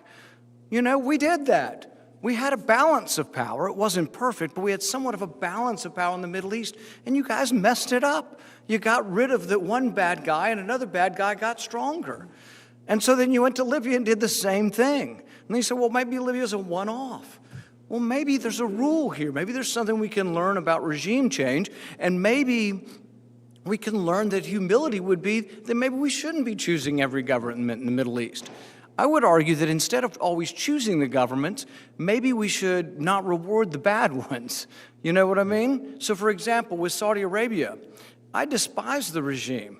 I'd probably still trade with them. I probably wouldn't cut them off completely. I wouldn't sell many more arms. And after they killed Khashoggi, they shouldn't have got one bit of our armaments. But both sides advocate for this. On UAE, we tried to stop that because UAE has a terrible human rights record. Both sides support it. The problem around here is we have bipartisan consensus. The problem isn't lack of consensus. The problem is too much consensus, but the consensus is for regime change. Are any of the lessons you've learned from the failure of Iraq war, Libyan war, the chaos, the vacuum, and more terrorism that occurred and more lives that were lost, and then to go on to Syria? I don't get that there's been a lesson learned. Is there any kind of lesson learned on your part that regime change may not be the best thing for us in the Middle East? Senator, I think we and I certainly have an absolute obligation to try to learn from everything we've done, advocated, to take into account the results, and to make that inform how we think about these problems going forward. And I've done a lot of hard thinking about some of the very situations you mentioned. I'm proud of the fact that I have spent all of my career during the times I've been in government for the better part of 25 years, working to advance our diplomacy, to do everything we possibly can to make sure that diplomacy is the first answer, not the last answer, and that war and conflict is a last resort. The next step was Syria. The next step was the Syrian civil war, which looks a lot like the Iraq war and the Libyan war. In Syria, there were those who were advocating for a repeat of Iraq, which is to say a whole-scale intervention. That's something that I did not agree with. When we were looking at what to do in Afghanistan. But here's the problem in Syria. There was a predictable result there. Had you gotten rid of Assad, who were the fiercest fighters over there? Al-Nusra and Al-Qaeda. The more radical you were, the better fighters you were. The program that you started with Hillary Clinton, the program to train the moderate rebels, we spent $250 million. We trained about 60. We sent 10 of them into battle, and they were captured in the first 10 minutes. It was a complete disaster. This whole idea that there were moderates over there that we were going to support, doctors and lawyers and stuff, there were, but I don't think they were out there fighting. The ones out there fighting were jihadists, Al-Qaeda, Al-Nusra, and if they'd have taken over the country, Assad's a terrible person, but I'm not positive that these people would have been better. So, I mean, it's the same lesson. Our humility has to be, let's quit toppling regimes over there. Let's don't support the bad ones, but let's don't presume enough that if we topple them, that in the vacuum, Thomas Jefferson is going to arise, because it never seems to happen. With regard to advise and consent, and this is a little bit on Senator Barrasso's extension of his question on treaties, it really isn't so much a solicitous mood to say, well, we just can't pass these treaties, so we're going to make all these agreements, they're not coming to you. But I would argue even more importantly on war. You have argued when you've been part of administrations that, oh yes, you know, we'd like Senator Kane's a more narrow AUMF, but we don't really need it. Now, you're not alone. That sort of, I think, arrogant executive sort of attitude comes from both parties. Every president for the last 50 years. In fact, they all probably believe this. They believe they have absolute power. It's called this absolute Article II authority. And this runs on both sides. But it runs through the extremes on our side. The John Boltons on our side believe in this absolute Article II authority. The AUMF from 9/11 had nothing to do with people in Somalia. Do you think the AUMF from 9/11 authorizes you to continue the war in Somalia? I think the AUMF from 9/11 has been used in countries and against groups that were not contemplated or cited in the AUMF, which is the very strong reason why we should revisit it. But it's very specific. It says people who organize to attack us. It doesn't mention, you know, people say, well, they say and associated forces. That's not in it. That's somebody dreamed that up later and sort of said that it's in. It's not in there. It doesn't say associated forces. There is no authorization for war in Somalia, Mali, Yemen, which the Obama administration originally did support. So there really isn't. I'm not for a more narrow one. I'm just for no more war over there. I'm tired of all the war. I'm tired of all the nation building. Look, I love the rights of women as much as anybody, but if our goal is going to be that we're going to keep women in power, like in Saudi Arabia. We're going to go to war with Saudi Arabia because they don't have women ministers of health and stuff. You know, it really isn't exactly our national security that you're talking about. You're talking about something different. Now, from the point of view of the Secretary of State, there are things you can do through soft power to advocate for the principles we believe in. But overthrowing governments to instill women's rights or to continue women's rights and to continue a military presence there and fight battles for it is really not something that is in the purview of the Secretary of State or really under the Constitution to anyone in our government. With regard to NATO, you've advocated for expanding NATO. Do you still support putting Georgia in NATO? If a country like Georgia is able to meet the requirements of membership and if it can contribute to our collective security, yes, the door should remain open. So if you're successful, then we would be at war with Russia now. I actually think just the opposite. I think that, Senator, with regard to NATO membership, there's a very good reason that Russia has proved aggressive against countries that are not actually in NATO and under the umbrella, and a good reason why it's chosen not to attack. This would be adding Georgia that's occupied to NATO. Under Article 5, then we would go to war. Well, I think we've seen, again, in the past that countries that have joined NATO have not been the same target of Russian aggression that we've seen. We were talking about 20 years ago, we might have a valid argument now. Russia occupies Georgia. Russia occupies, or proxy troops occupy part of Ukraine. So I think adding either of them to NATO not only is provocative, but you'd have to think what comes next. I mean, if we're obligated to defend our NATO allies, I mean, basically we'd be voting for war. So I wouldn't vote to add Georgia to NATO, not on your life, unless I'm ready to send my kids and your kids to go fight in Georgia. You know, the complicated fights and wars and occupation around, and I just think that we need to think these things through. And I think for every provocation, there's a response as well. So we can't look at it in a vacuum. People say, I don't care what Russia thinks, or I don't care what Tehran thinks. Well, if we don't understand our adversaries enough to think how they will respond, then I don't think we're doing our job. I agree with you. But as you can tell, I'm not excited about more military intervention in the Middle East. I think there has been some chastening on the part of the incoming administration over previous failures. But I don't think you have completely gotten the idea that regime change has been a terrible disaster.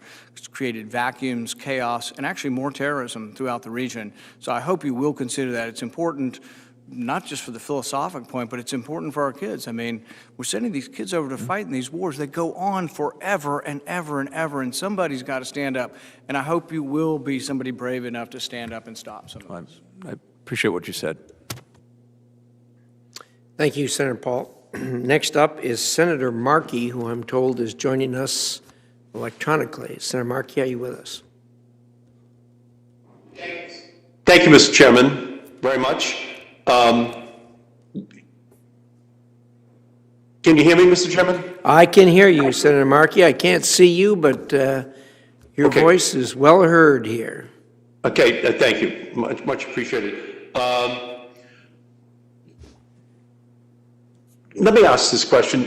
Aside from rejoining the WHO, which President-elect Biden has already committed to doing, what will the Biden administration do to ensure that the vaccine is disseminated quickly and fairly so that every country has a chance to protect their citizens regardless of their wealth? Thank you, Senator. The President-elect has said that we are committed to making sure that, to the best of our ability, the vaccine is distributed properly and equitably. We intend to join COVAX. We believe strongly that we can do that, ensure that every American gets the vaccine, but also help make sure that others around the world who want it have access to it. The WHO is a very imperfect organization in need of reform, but one of the reasons that the President-elect has determined we should get back into the WHO is that we're going to be in a much more effective position to advance that reform of the WHO if we're there at the table than if we're outside the organization. So I think the combination of rejoining, taking part in COVAX, and then looking at how we can help make sure that the vaccine is equitably distributed is something that we're going to take on. I would say that In addition to that, we're seeing now the potential for a lot of COVID tails to wag the COVID dog around the world in ways that will come back potentially to hurt us. We're seeing the potential for a debt crisis among emerging economies and developing economies. We're seeing public health crises in country after country because COVID has made it more difficult to provide other health services.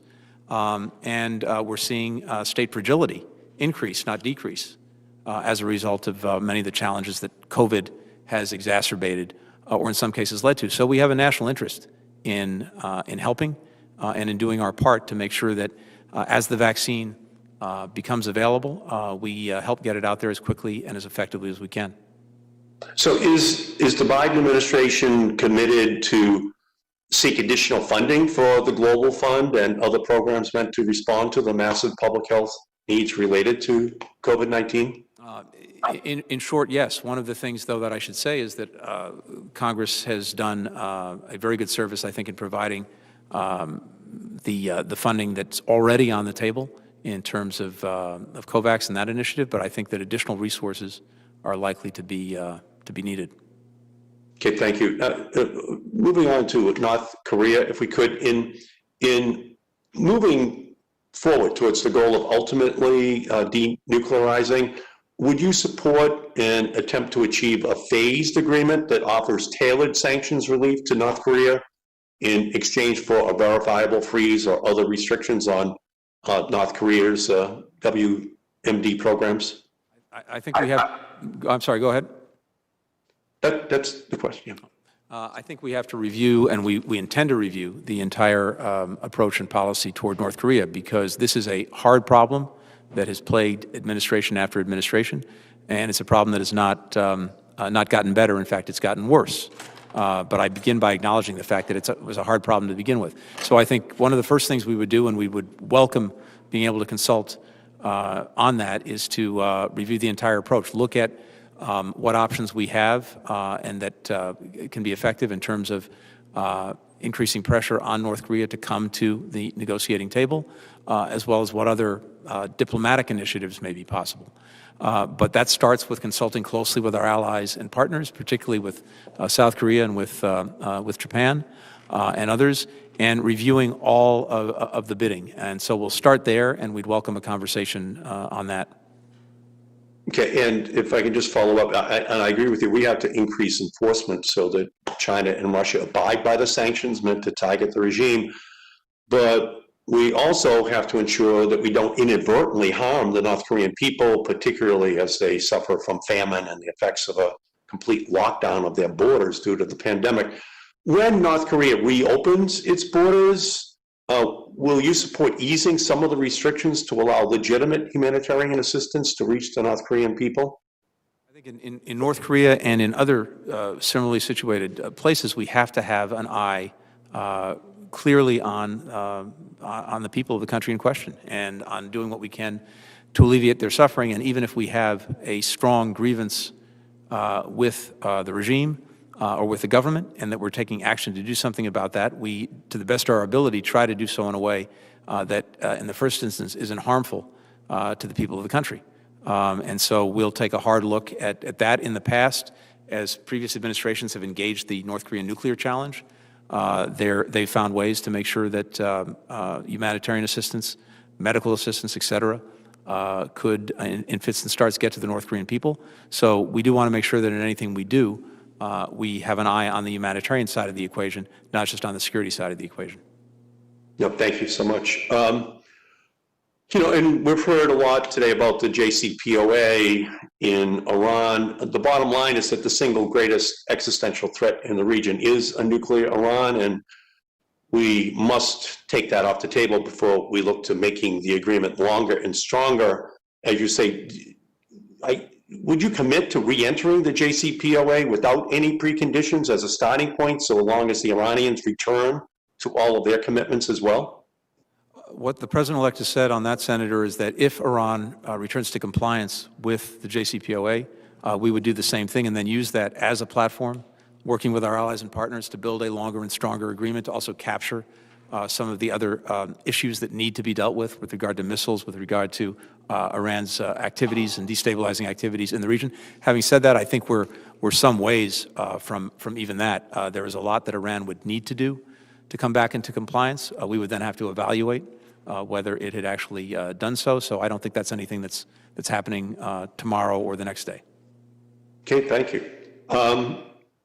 Saudi Crown Prince bin Salman's declaration that the kingdom may illegally seek a nuclear bomb makes the task of returning Iran to compliance with the JCPOA all the more urgent. Will you press the Saudis to come clean about their reported ballistic missile cooperation with China and insist that they adopt the additional protocol which would give the IAEA the same type of access it has in Iran? We want to make sure that, to the best of our ability, all of our partners and allies are living up to their obligations under various non-proliferation and arms control agreements. And certainly in the case of Saudi Arabia, that's something we'll want to look at. Thank you. And on the New START agreement, is the administration going to extend it by a full 5 years? So we had an opportunity to talk about this just a little bit earlier. What the President-elect has said is that very cognizant of the fact that we have one president at a time and that we couldn't really engage on this issue during the transition. We have the challenge because, as you know, the deadline to act or not on an extension comes upon us very, very quickly. We've got just a couple of weeks to do that. So I think this is something that we will be coming to you on pretty much immediately after the President is sworn in. And I know that he does intend to seek an extension, and he'll have to make a decision as President about what duration we would seek. Thank you. I think it's very important. I'm looking forward to working with you on that. I just think that's an incredibly important historic moment. And as you know, the Trump administration rolled back much of the United States' previous efforts to support and promote LGBTI rights around the world. And I'm thrilled that you and President-elect Biden have indicated that you're going to support and appoint a new special envoy for human rights on LGBTI people, a position that I've been pushing to make permanent through my International Human Rights Defense Act, but which was left vacant in the Trump years.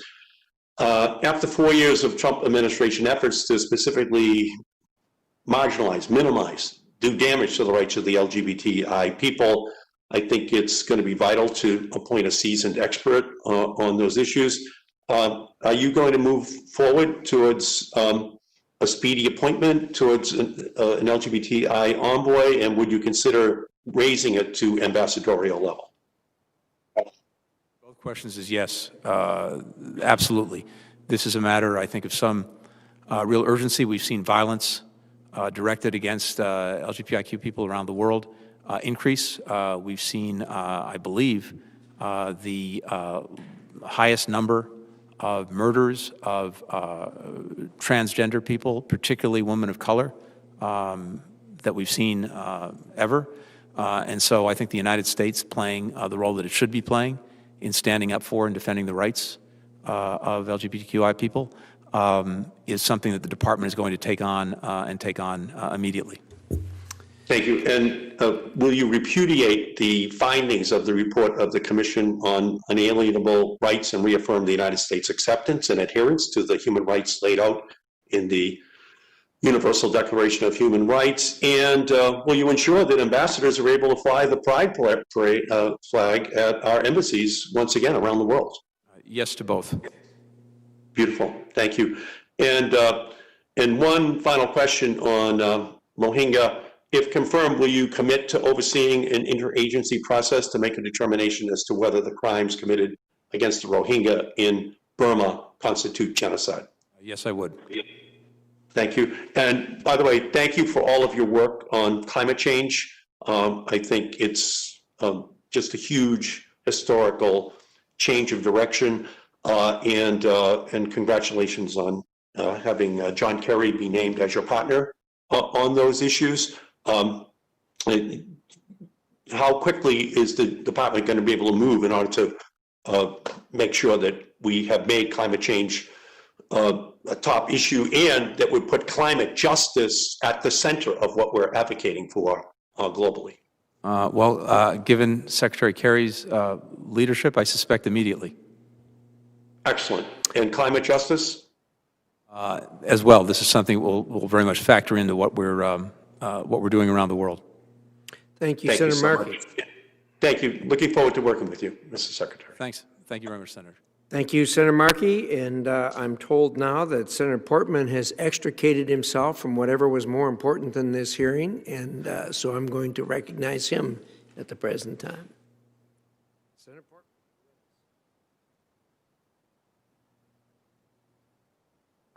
Thank you, Mr. Chairman. I'm with you. Nothing could be more important than the Senate Foreign Relations Committee, and I have been watching the hearing throughout the afternoon. And Mr. Blinken, I also appreciate the time you spent with me on the phone talking about your plans for the department and how you would change some of the positions of the previous administration, but also build on some of those. And I would just say, in listening today, it seems to me there are opportunities for us to build on some of the successes. I think about the Abraham Accords.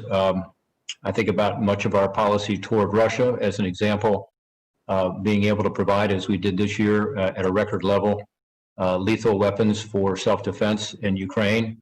I think about what we've done in Belarus to try to promote democracy. I think about standing up to China. And I think that from what I've heard today, that you'd be interested in engaging on that issue even more, particularly as it relates to human rights and the Uyghurs and other ethnic minorities. Generally speaking, how to deal with Iran. We're going to have some differences of opinion, it sounds like, but I think you are fairly clear-eyed on what the challenges are with regard to Iran and not being trusting of them and the way they're headed. Today, Mr. Chairman, and to Ranking Member Menendez, there are 5 hearings going on. I've been in 3 of them, sharing one of them, and I think that's great. I think it's good that we're moving quickly with some of the key appointments, including Secretary of State, but also Secretary of Defense, Homeland Security, Director of DNI, Treasury, all important roles, and I hope we can get these nominations to the floor for a vote, and then we'll let the chips fall where they may. But I'm actually supportive of us moving quickly, and Mr. Chairman, I know this happened because you were willing to do it in this interim period. As we discussed last week, Mr. Blinken, I've got lots of interest in this issue of disinformation and propaganda and how we push back against it. I think it's kind of the new warfare of the 21st century. Not that we don't have kinetic battles still, but a lot of this is happening online and through disinformation. The Global Engagement Center was established at the State Department to deal with this. Senator Murphy spoke earlier, and he and I have worked closely over 4 years now to try to strengthen the GEC, the Global Engagement Center, and give it the ability to push back.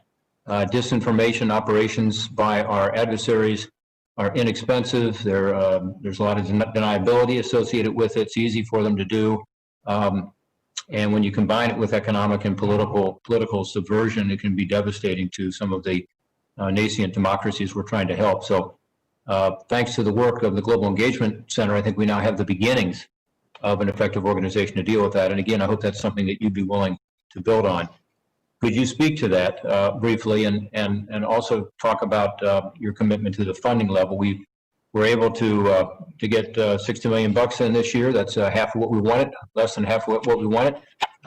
But compare that to China, which, according to a hearing that Senator Booker and I had on combating disinformation recently, China spends over $10 billion a year in state-sponsored disinformation operations. I wonder if you could comment on the Global Engagement Center and the challenge we face. Yeah, thank you, Senator. I could not agree more with your comments and with the work that you've done on this. This is perhaps a primary battlefield that we have to fight on. And even as we manage to deter aggression and kinetic action by adversaries, every single day we are experiencing aggression of one kind or another in the misinformation and disinformation realm. And we need to engage that, and we need to engage that effectively. And indeed, you're right. That is why the GEC was formed. I'll tell you, I had the experience in the early days of the Ukraine conflict and Russia's aggression there in dealing with Russia using weaponizing information in increasingly effective ways. And of course, little did we know what would come after that.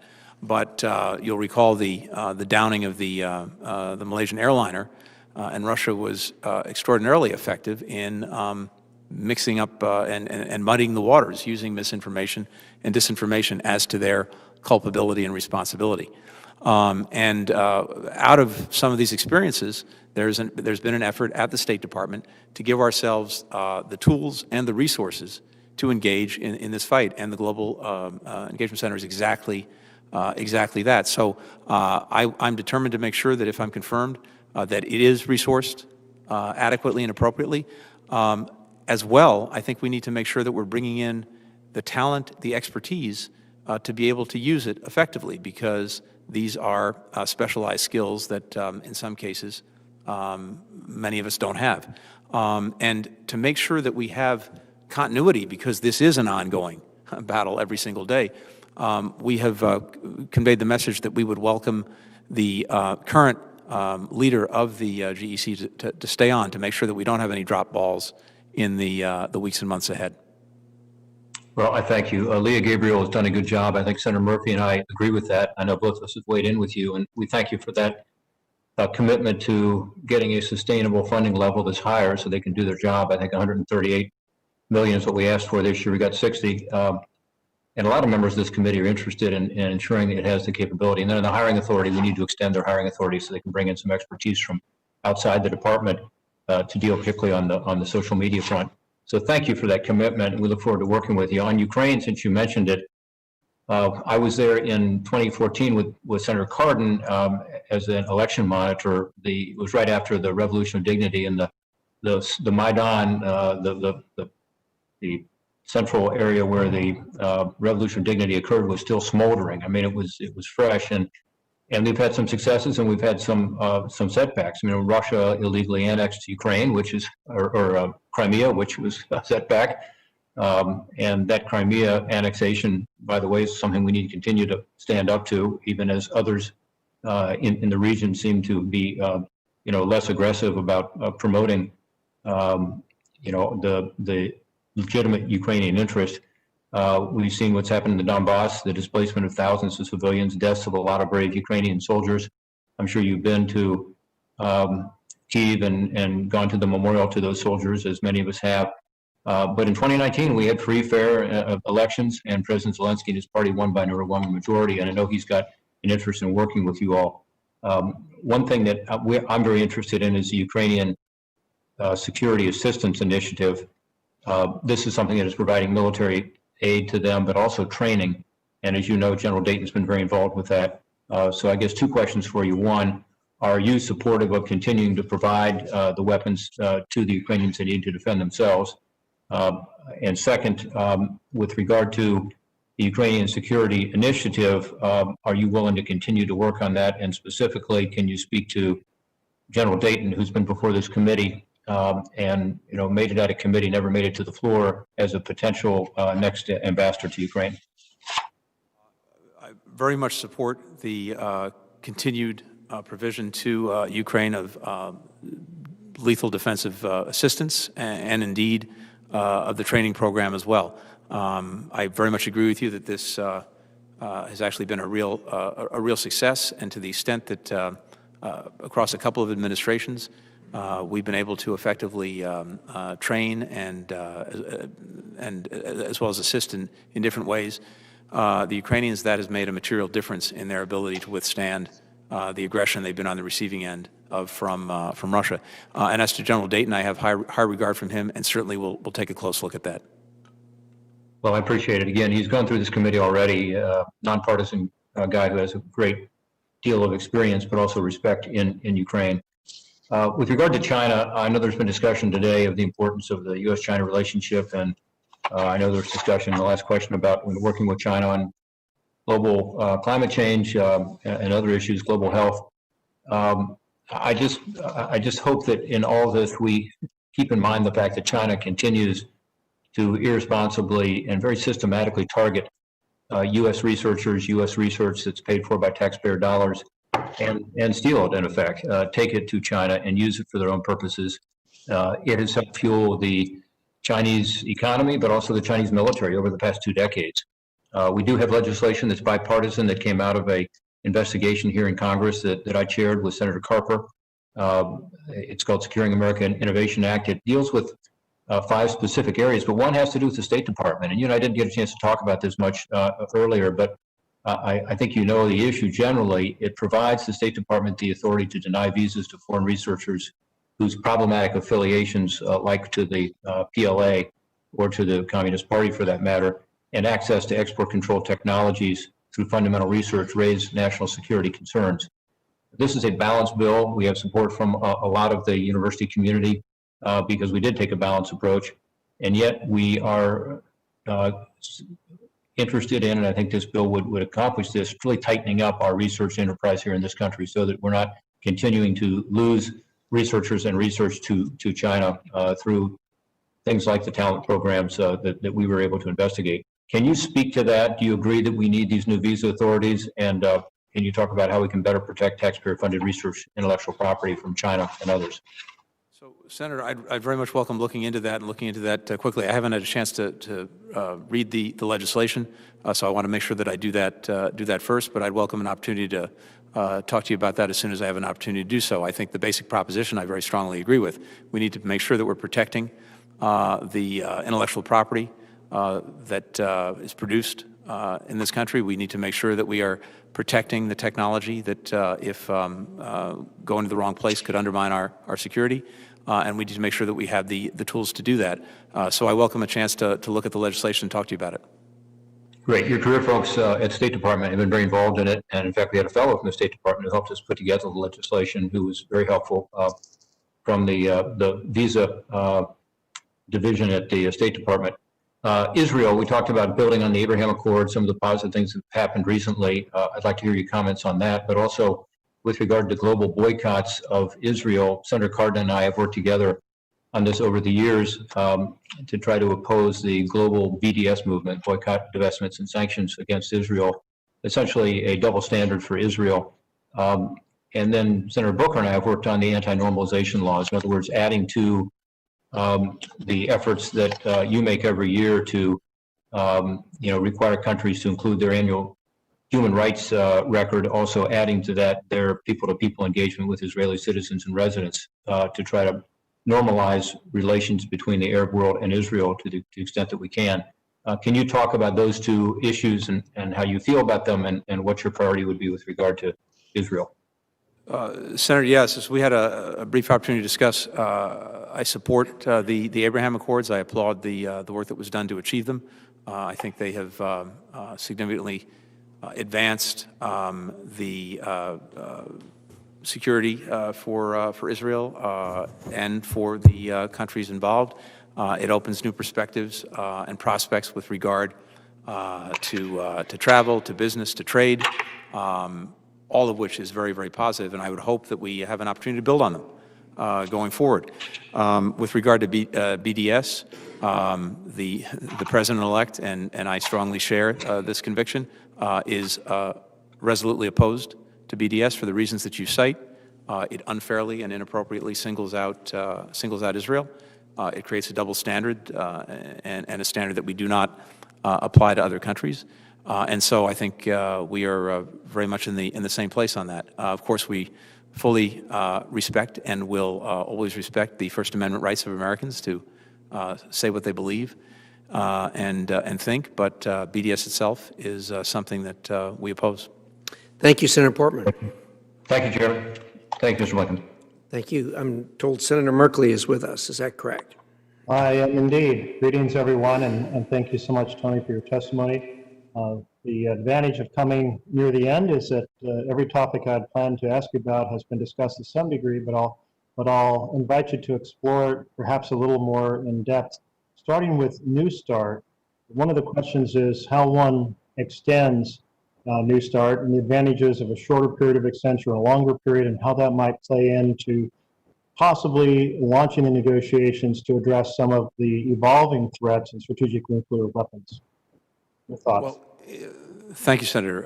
In the first instance, I think that for all of the challenges we've seen in certain arms control agreements with Russia, particularly INF, as well to some extent as Open Skies, I think based on what I've seen, based on what the Trump administration reported when it comes to New START, Russia was making good on its obligations, and this and New START is not some kind of gift we give to the Russians. It's manifestly in our self-interest in terms of giving us a predictable cap on the core of Russia's nuclear arsenal, as well as giving us tremendous access to data and inspections that we otherwise wouldn't have. And so, in our judgment, it is certainly in the national interest to extend it. As we discussed this a little bit earlier, because of our focus on making sure that we respect the principle of one president at a time, this is something that we will have to tackle, but only when when President-elect becomes president tomorrow. But it's also something we're going to have to engage very, very quickly because the deadline is very fast upon us. I think we'll have 15 or 16 days left. So it would be our intention to come immediately to this committee and other committees to consult on our plans for the way forward. So, but I can tell you right now, we will seek the extension. The president-elect has to decide on the duration. Thank you. Turning to China, I had authored a provision that required the administration, whichever administration, to respond by April to evaluate China's actions with the treatment of the Uyghurs. And that has now been done with today's determination by the administration, by Secretary Pompeo, that it constitutes genocide, which I know you have spoken to and you've said you agree with. You also mentioned you would like to see us stem the tide of products, or the flow of products coming that are manufactured in that essentially slave economy. We have a bill, Senator Rubio and I have a bill, the Uyghur Forced Labor Prevention Act. It has a lot of sponsors in the Senate on both sides of the aisle. I mentioned it when we spoke before, and you said you would take a look at it. I thought I'd check in and see, among the millions of things you've prepared for, if you've been able to take a look at it, and if this strategy, trying to keep the U.S. supply chain free of products tainted by forced labor, is one you can support. I'm afraid I haven't had a chance to actually read the legislation, but I would be more than pleased to do so quickly if confirmed. And as you note, the decision today, the finding today, I think only underscores the urgency of engaging on this issue. So I commit to doing that quickly if confirmed and getting back to you. And while I was jumping to a separate meeting, I believe you confirmed to Senator Markey that you would look into the exploration of genocide in regard to Burma's treatment of the Rohingya. Now, I appreciate that Aung San Suu Kyi had invited in her UN speech following those horrific massacres in August several years ago to come and see for yourselves. So I led a congressional delegation to see for ourselves. The Burmese government blocked us from going to the villages, as they did with virtually every other group in the world. And certainly, I think our failure to call it out as genocide has been an encouragement to dictatorial, aggressive regimes around the world with what they might be able to do against a disliked minority. And so I appreciate that you're willing to look at that very directly. And I also appreciate you also address the issue of exploring asylum for those in Hong Kong who have been politically persecuted for defending democracy. I think it's another place where we can really help stand up for democracy. But I missed your comments, but I believe you addressed this and expressed support for exploring providing such asylum. Thank you. I wanted to turn to the Northern Triangle. It was Vice President Biden who went down to try to work out an economic package to assist the Northern Triangle. Quite a few years ago, he asked Senator Carper to oversee how this was going. I traveled down to the Northern Triangle with Senator Carper about a year and a half ago. And I can't say it was real encouraging, in part because of the multiple challenges of taking on assisting nations where drug enterprises have become so incredibly powerful that they tend to corrupt everything. President-elect Biden has supported a renewed significant economic package. can we deliver such economic help without, in essence, strengthening or feeding corruption in those countries? And if so, any insights on how we do that? Mr. Senators, I think that we can, but I don't want to minimize the difficulty. When we did the initial package during the Obama-Biden administration, and this was, again, I think, a real bipartisan achievement in getting that support, the vast bulk of the assistance did not go through or to the governments in question. It went typically through third parties, and it was tied very explicitly to concrete reforms on the part of these countries in criminal justice, in policing, in combating corruption, in creating economic opportunity, et cetera, dealing with all of the drivers of migration. And, you know, the problem, of course, is that as you very well describe, this is not simply flipping a switch. These are systemic and endemic problems that take a lot of time as well as resources to try to turn around. But we did start to see, I think, some results in the Northern Triangle countries.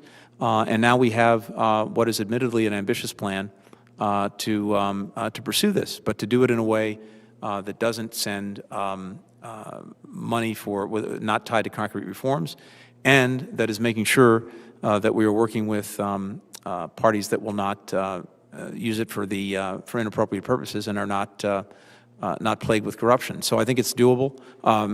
Anecdotally, I can tell you that the first time around, one of the leaders of one of those countries was complaining to then Vice President Biden that he was not a direct recipient of this funding, and it was going around him, and said, "Why is that?" And the Vice President said to him, "Because you're corrupt." And that was the end of the conversation. But the program went forward. So having said all that, I think this is, again, an area where it would be very profitable for us to try to work together to make sure that if we're dedicating taxpayer dollars to this, we're doing it in a way that's getting results. Well, one thing we heard repeatedly was one of the most effective things we did was provide extensive training and assistance to their positions that were equivalent to an attorney general, resulted in prosecutions and all sorts of investigative powers and capabilities they didn't have. But it was also an area where the governments were pushing back enormously strongly, trying to stop that assistance, because you had former presidents and who had been arrested, and current presidents under investigation, and close friends and brothers, and so on and so forth.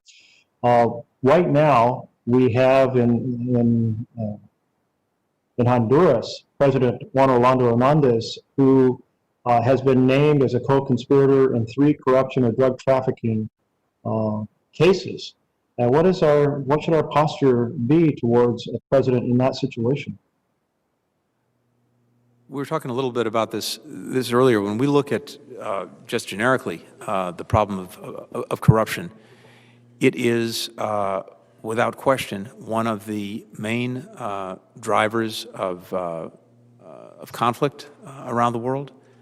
It is being weaponized as a tool by some of our adversaries. It's also, at the same time, the soft underbelly of a number of our adversaries. And so across the board, we need to be better focused and better resourced, and I'm determined that we will be to combat corruption. I think there are very case-specific, hard issues that we have to look at when it comes to individuals and individual leaders, but this is something that I think would bear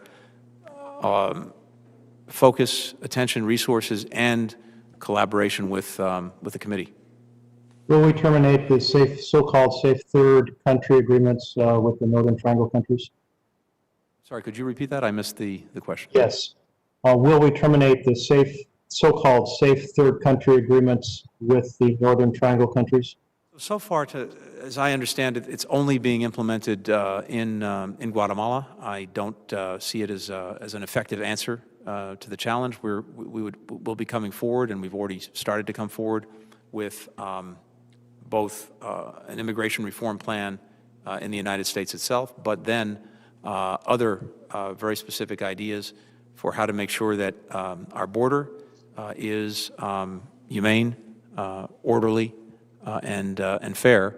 And we have to deal with the drivers of migration, which we just talked about, particularly with regard to the Northern Triangle. We also have to make sure that we have, at least in my judgment, an asylum process that meets our highest traditions, and that I think also meets our legal and moral obligations. But that requires significantly more resources to make sure that we can adjudicate asylum claims on the spot and make sure that people who are deserving of protection get it, and those who are not are removed in a dignified manner. And that's what it. I'll interrupt you there, Tony, just because I'm just about out of time, and I want to close on climate.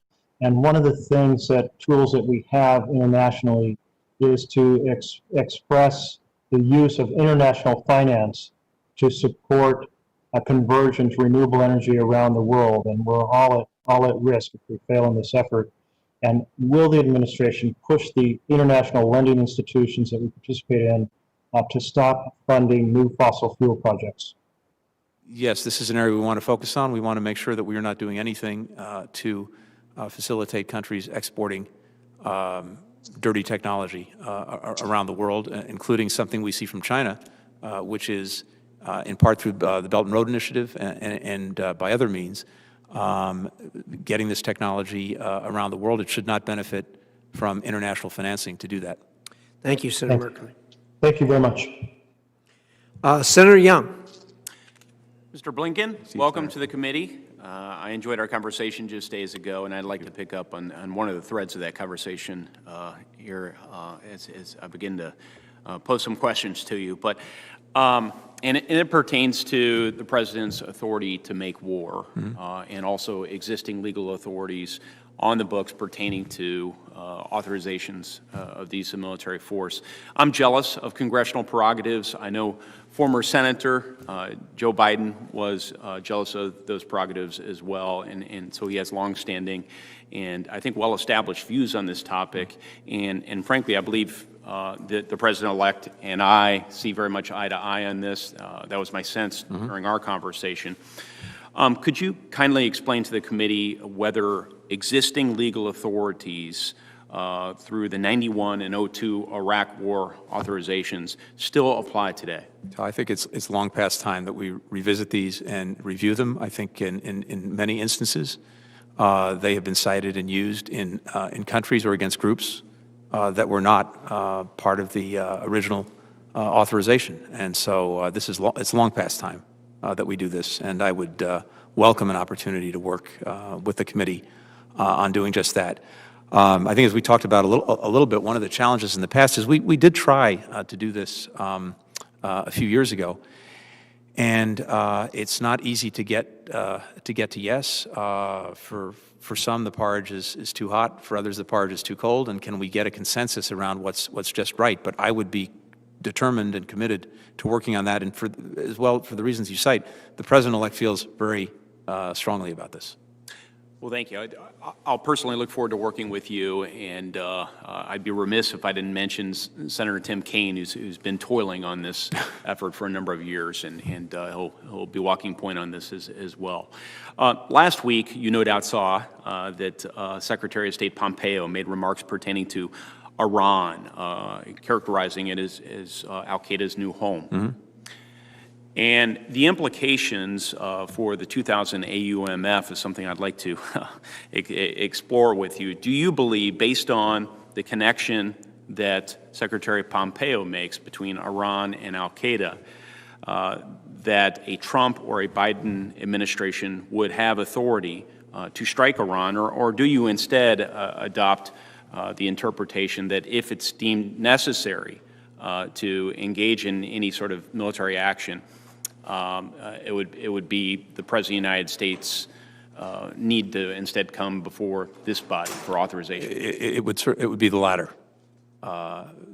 We would, I believe, need to and should, in any event, come before the Congress in that situation. With regard to the statement the Secretary made, that's something I intend to look into, if confirmed, very, very promptly. I haven't had a chance to see what the underlying basis is for that, but obviously that's something we'd have to take very, very seriously. Al-Qaeda leadership has been in Iran for some time. At various points it was didn't have full freedom of movement. At other points it may have had the leash taken off a little bit, but what Secretary Pompeo cited publicly is something that I'd be very concerned with, but I have to look at what's underneath that. In the past, Mr. Blinken, I'm going to pivot to China and economic statecraft as it relates to China. You've indicated, I think rightly, that China and the Chinese Communist Party arguably presents the greatest challenge geopolitically, geoeconomically to the United States of America, but also technologically, militarily, and diplomatically. And I think you'd agree that we need to push back on each of those different fronts vis-a-vis the Chinese Communist Party. On the economic front, however, I have said, I have written, I've been arguing for a number of years now that though it's been encouraging to see this issue elevated in our popular discourse, I think our approach has been, shall I say, lacking in the sense that we've engaged in what I would characterize as defensive measures, defensive countermeasures against the Chinese Communist Party, tariffs, for example. And we've engaged in those defensive countermeasures unilaterally as opposed to gaining more leverage by working with our partners and allies. So, sort of 2 points. Do you agree that we need to engage more robustly our partners and allies so that we have more leverage? I suspect it's almost a rhetorical question. Yes, I strongly do. And to your point, very quickly, as you know, when we're acting alone against Chinese excesses in the commercial area, we're about 25% of world GDP. When we've got allies and partners with us, depending on who it is, it's 50 or 60%. It's a much heavier weight for China to have to ignore. And so there's tremendous benefit in the effectiveness of pushing back on China when we're doing this with other similarly aggrieved countries. So that's encouraging. So you and I are blessedly in agreement as it relates to that. I also think the United States needs to, for lack of a better term, we need to play offense. We need to up our game. We need to out-innovate, out-compete, and outgrow the Chinese Communist Party. And we've done this before. I mean, this is arguably, this was the catalyst for our success in the Cold War. So how quickly we forget. And to that end, I have introduced legislation along with Senator Schumer called the Endless Frontier Act. You and I had an opportunity to briefly discuss that. The effort here is to spark innovation in what I will characterize as frontier sort of platform technologies like artificial intelligence, robotics, advanced manufacturing, things that may have a nexus with national security, but regardless will grow our economy at a more rapid rate and therefore has geo-economic implications. So do you believe that the United States government should be investing in these sorts of key frontier technologies, partnering with our allies and partners where appropriate so that we can lead the world in their development and broaden our innovation base? I do. I think we can play a catalytic role. We've done that, as you say rightly, in the past. Part of this, at least in my judgment, is about making sure that we are unleashing the private sector to really focus on these issues, focus on these areas, and give it some support if it needs to have that support in order to do it. But yes, I very much agree, and we had a chance to talk about this earlier. I'm very appreciative of the work that this committee has done in a whole variety of areas, but focused pretty much on the same objective when it comes to the LEADS Act, when it comes to the report that the chairman issued. I think there are a lot of common denominators. And to your point, Senator, I just couldn't agree more. This is ultimately about us. And when we're thinking about China and the competition with China, whether it's the adversarial nature of the relationship, the competitive nature, or even in some cases the cooperative one, ultimately it begins with us. And it's in some cases less about the growth of the Chinese threat and more sometimes about our own self-inflicted weaknesses. If we can get our own act together, that's right, we can do a lot better. I agree with that. Oftentimes, I mean, this happened in the Cold War.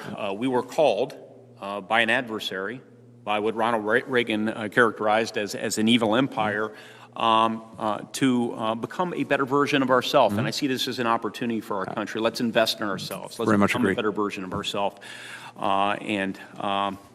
Very good then. More broadly, moving beyond China, which is, of course, of paramount importance. Do you think we need a written plan that lays out what our economic strategy is from a national security lens, just as we have derivative of the national security strategy, we have a national defense strategy? Yeah, I think that's a good idea. As you say, we have a national security strategy, we have a national defense strategy. Folks labor hard on this. I've spent some time on a few of those in the past. I think we'd benefit from the same in the economic realm. Well, should you be confirmed, and I suspect you will be, would you be willing to dialogue with myself and Senator Merkley on the global economic security strategy? Absolutely, with pleasure. That would affect this sort of change. Thank you. Lastly, I'm going to turn to Yemen, and this has been explored by a number of my colleagues, so I'm not going to revisit many of the issues or questions that they've posed to you.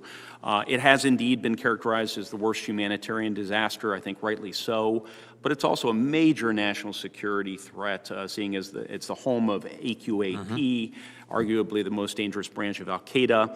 And what has not, I think, been discussed here is the dimension of soft power as it relates to Yemen. If the United States of America is partnering with Saudi Arabia, and there have been violations of international humanitarian law, as I have argued there were, with respect to our military involvement in Yemen, do you think that undermines our argument when we talk publicly about the Chinese and their human rights violations as it relates to, say, the Uyghur Muslims and the detention of Muslims? I do. Organ extraction? I do. Okay. Well, I agree with that. Another lesson I think we could learn from the situation in Yemen it relates to what happens when you deprive people of essentials, food, medicine, which is effectively what has occurred in Yemen, in addition to the bombing of school buses and other publicized matters. So do you agree that the deprivation of essentials leads to the radicalization of individuals, as extensive literature shows, and that could help al-Qaeda in the Arabian Peninsula and other groups like ISIS recruit more members? Yes, I do. It's certainly a contributor, and it certainly creates an environment in which recruiting people to extremism is facilitated. Okay. Well, I look forward to partnering with this administration in improving our efforts in Yemen, on the economic issues, on China, and all the other issues that we address. Thank you. I'd welcome that. Thank you, Senator. Thank you, Senator Young. Senator Booker. Thank you very much, Mr. Chairman. I am witnessing remarkable endurance, and not to you. It's actually your wife is showing extraordinary endurance, and I think you owe her big time. And if you want a nice... You have no argument for me on that. All right. I can tell you a place to take her for great vegan takeout if you want. Senator Cruz and I go there all the time. So you correctly, you went to your university, the Stanford of the East, right? The Harvard, is that right? That's correct. Yes. Yes. And Harvard Business School did a great report that diverse teams are much better teams in terms of their private sector performance. And I've been stunned in my travels around the country as United States Senator when I go in country, meet with State Department teams about the what I would call a shocking lack of diversity, not just ethnic, racial diversity, but also even religious diversity. And I really appreciate you talking about that in your opening statement. And I heard the engagement I think you had, I think it was Chris Murphy, and you had some discussions about it. But I guess I would like just to hear, I know your heart and I know your commitment to focus on these issues, but I'd love to hear more specifics about how can you take a department that does not fully represent the rich diversity, the valuable diversity of our country? How can you make a State Department and help to create it to be more reflective? Senator, first let me say that if I'm confirmed to this job, I will view it as a significant measure of whether I succeeded or failed, however long I'm in the job, whether or not we have finally put in place the real foundations to make sure that we have a workforce at the State Department that looks like the country it represents. And I say foundations because, yes, we are going to make progress, real demonstrable progress on that. But as you know very well, it is not simply a matter now of appointing a diverse group of people to different jobs. We have to put in place much more systematically a recruitment process that stands the test of time and that reaches out into different communities in ways that we haven't done before. We have to have a retention process, because one of the problems that we've seen in the department is even when we've been able to recruit people from diverse groups, we've often had trouble retaining them because we have not been sufficiently attentive or sensitive to some of the specific concerns that they have. And finally, we have to have accountability, starting with the senior leadership, starting with the Secretary of State, to make sure that we're following through on these commitments. And one way that we're going to do that, if I'm confirmed to this, is I will appoint very, very soon a Chief Diversity Officer who will ensure that we have benchmarks and that will ensure that we have transparency, including information that we'll share with this committee to make sure that there is a way of holding accountable the senior leadership. Well, I think that's really important. And as Senate Democrats, Senator Schatz and myself went to Chuck Schumer and asked him to publish every office's diversity statistics. And amazingly, that public accountability has seen the number of diverse members of Senate offices go up on the Democratic side considerably.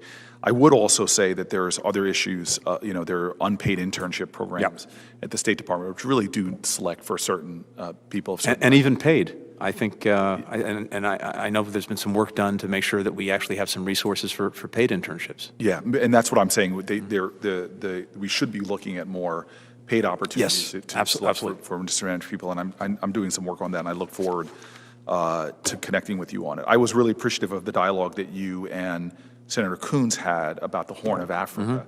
I think we see what's beginning to look like a civil war in Ethiopia.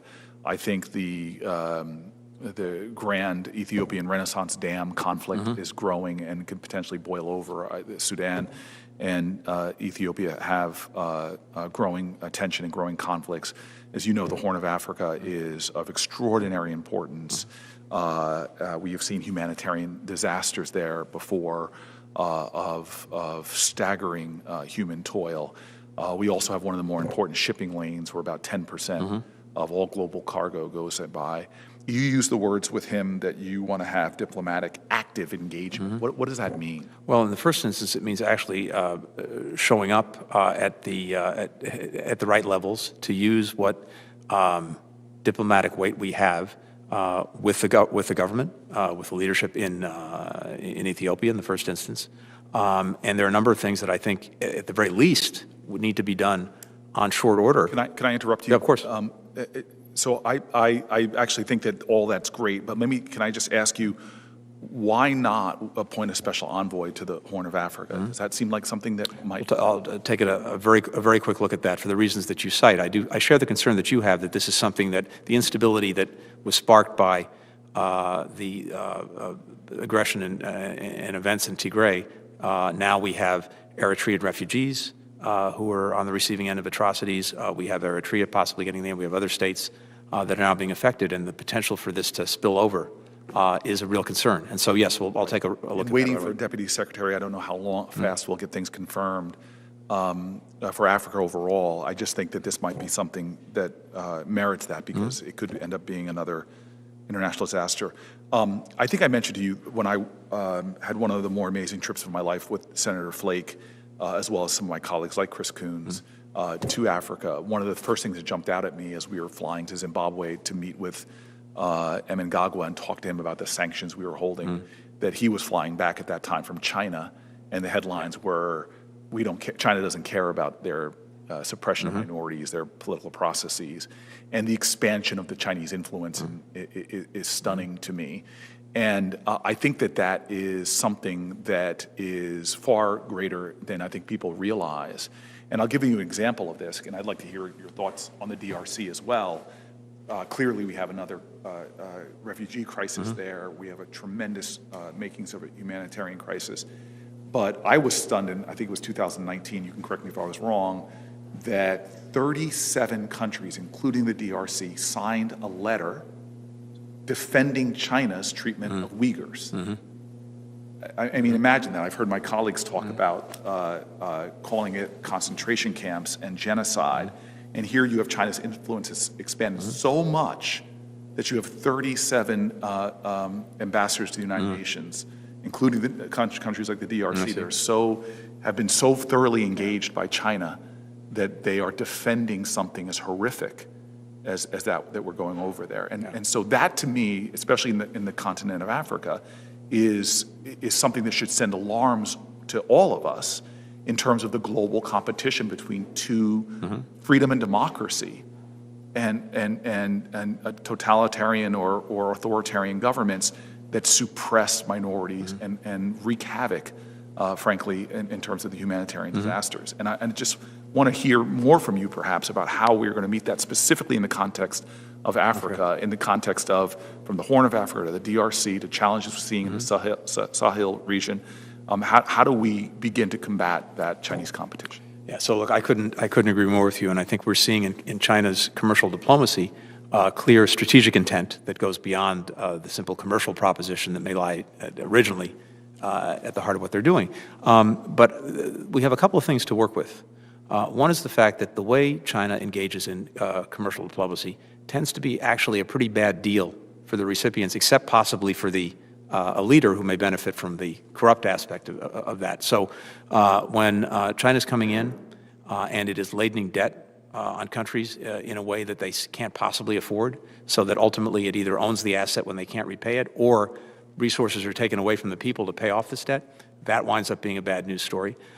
When they bring in Chinese workers instead of using local workers to actually build the projects, no environmental standards, and then the corruption that comes with it, I think more and more countries that have been on the receiving end of China's largesse have come to regret it. That's one piece of it. And I think shining a bright light on the way China engages in commercial diplomacy, juxtaposing that to the way we do it is one way to help. The other thing is, I think most, as I've seen it, and it comes up in the polling, most people in most countries in Africa would prefer, if given the choice, to be engaged with us. Absolutely. And that's why my hope is, again, often we have these silos, State Department, Commerce, trade, often, that aren't working in a cohesive plan. And what we're seeing happening in places like DRC, where we have rare earth metals and other sort of business interests, is we don't have a holistic plan that ultimately could strengthen the economy of a lot of African countries that play into our sense of larger purpose. I have 6 seconds left. I'm going to use it just to sound off to you about my frustrations in this global pandemic that which is directly related to the economy, and so you have America seeing that firsthand, the suffering. But we will be vaccinated if things continue on this pace. This nation will be vaccinated. This pandemic will be behind us. But in developing nations, like in Africa, I've seen projections that till 2024, it could take to end that, which not only has a grievous loss of life globally, but also means that the economic crises we're already seeing in these very poor nations will grow dramatically worse. If we are not saying this now and finding ways with global pharmaceutical companies to find a way, then we are relegating developing nations to a level of death, carnage, and economic collapse that is shameful. And I would hope if you could just give me some assurances that you're aware of this and are committed to doing something about it. Yes, absolutely. Very concerned. We were talking about this a little bit earlier about the various tails that risk wagging the COVID dog, and those are among the most concerning. Thank you very much. From a guy who went to a safety school, you turned out all right. I look forward to supporting you. Thank you, Senator. And Chairman, thank you, Senator Booker. Senator Cruz. Thank you, Mr. Chairman. Mr. Blinken, welcome. Good to see you, Senator. Congratulations. Thank you. And congratulations on making it to the end of a long hearing. You know, I suspect over the next several years there may be a number of issues on which we have disagreements. But let's start on some areas where we may have some common ground. And in particular, I want to start by talking about Nord Stream 2. In the last 18 months in the Senate, we have seen remarkable bipartisan agreement when it comes to Nord Stream 2. I have authored 2 separate pieces of legislation jointly with Senator Shaheen, bipartisan legislation, both of which have passed into law, imposing strong sanctions to prevent the completion of Nord Stream 2. The first of those we passed in December, a little over a year ago. The second of those we passed just a little over a month ago. And as a consequence, a pipeline that was on the verge of being completed halted in its tracks. And when we first started taking up the Nord Stream 2 sanctions legislation, the pundits and observers all said there was no chance the sanctions would stop the pipeline. That has now been proven categorically false. The pipeline is stopped, and of course a pipeline that is 95% complete is a pipeline that is 0% complete because it's not operational. Just this morning, the State Department announced sanctions specifically on entities, one involving a specific vessel, the Fortuna, that has been involved in Russians' attempts to complete the pipeline. Now, worryingly, there have been suggestions out of Moscow and out of Berlin that the Biden administration would reduce pressure and reduce efforts to stop Nord Stream 2. I would tell you in terms of the Senate, the sanctions legislation we passed, in order to get it passed, it received the support of virtually every member on this committee. It's received the support of both the chairman and ranking member of this committee. It received the support of both the chairman and ranking member of Senate Armed Services, the chairman and ranking member of Senate Banking, the Senate Majority Leader and the Democratic Leader, and it received the support of the same leadership in the House. And so when it comes to congressional opposition to Nord Stream 2, congressional commitment to stopping that pipeline from ever being complete, it is virtually universal, and it is bipartisan. Can you commit to this committee today that the Biden administration will hold the line, will keep the sanctions, and will prevent the Nord Stream 2 pipeline from being completed? 2 things, if I may, Senator. First of all, the President-elect strongly agrees with you that Nord Stream 2 is a bad idea, and he's been very clear about that.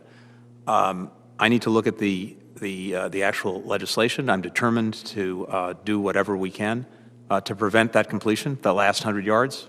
Very much agree.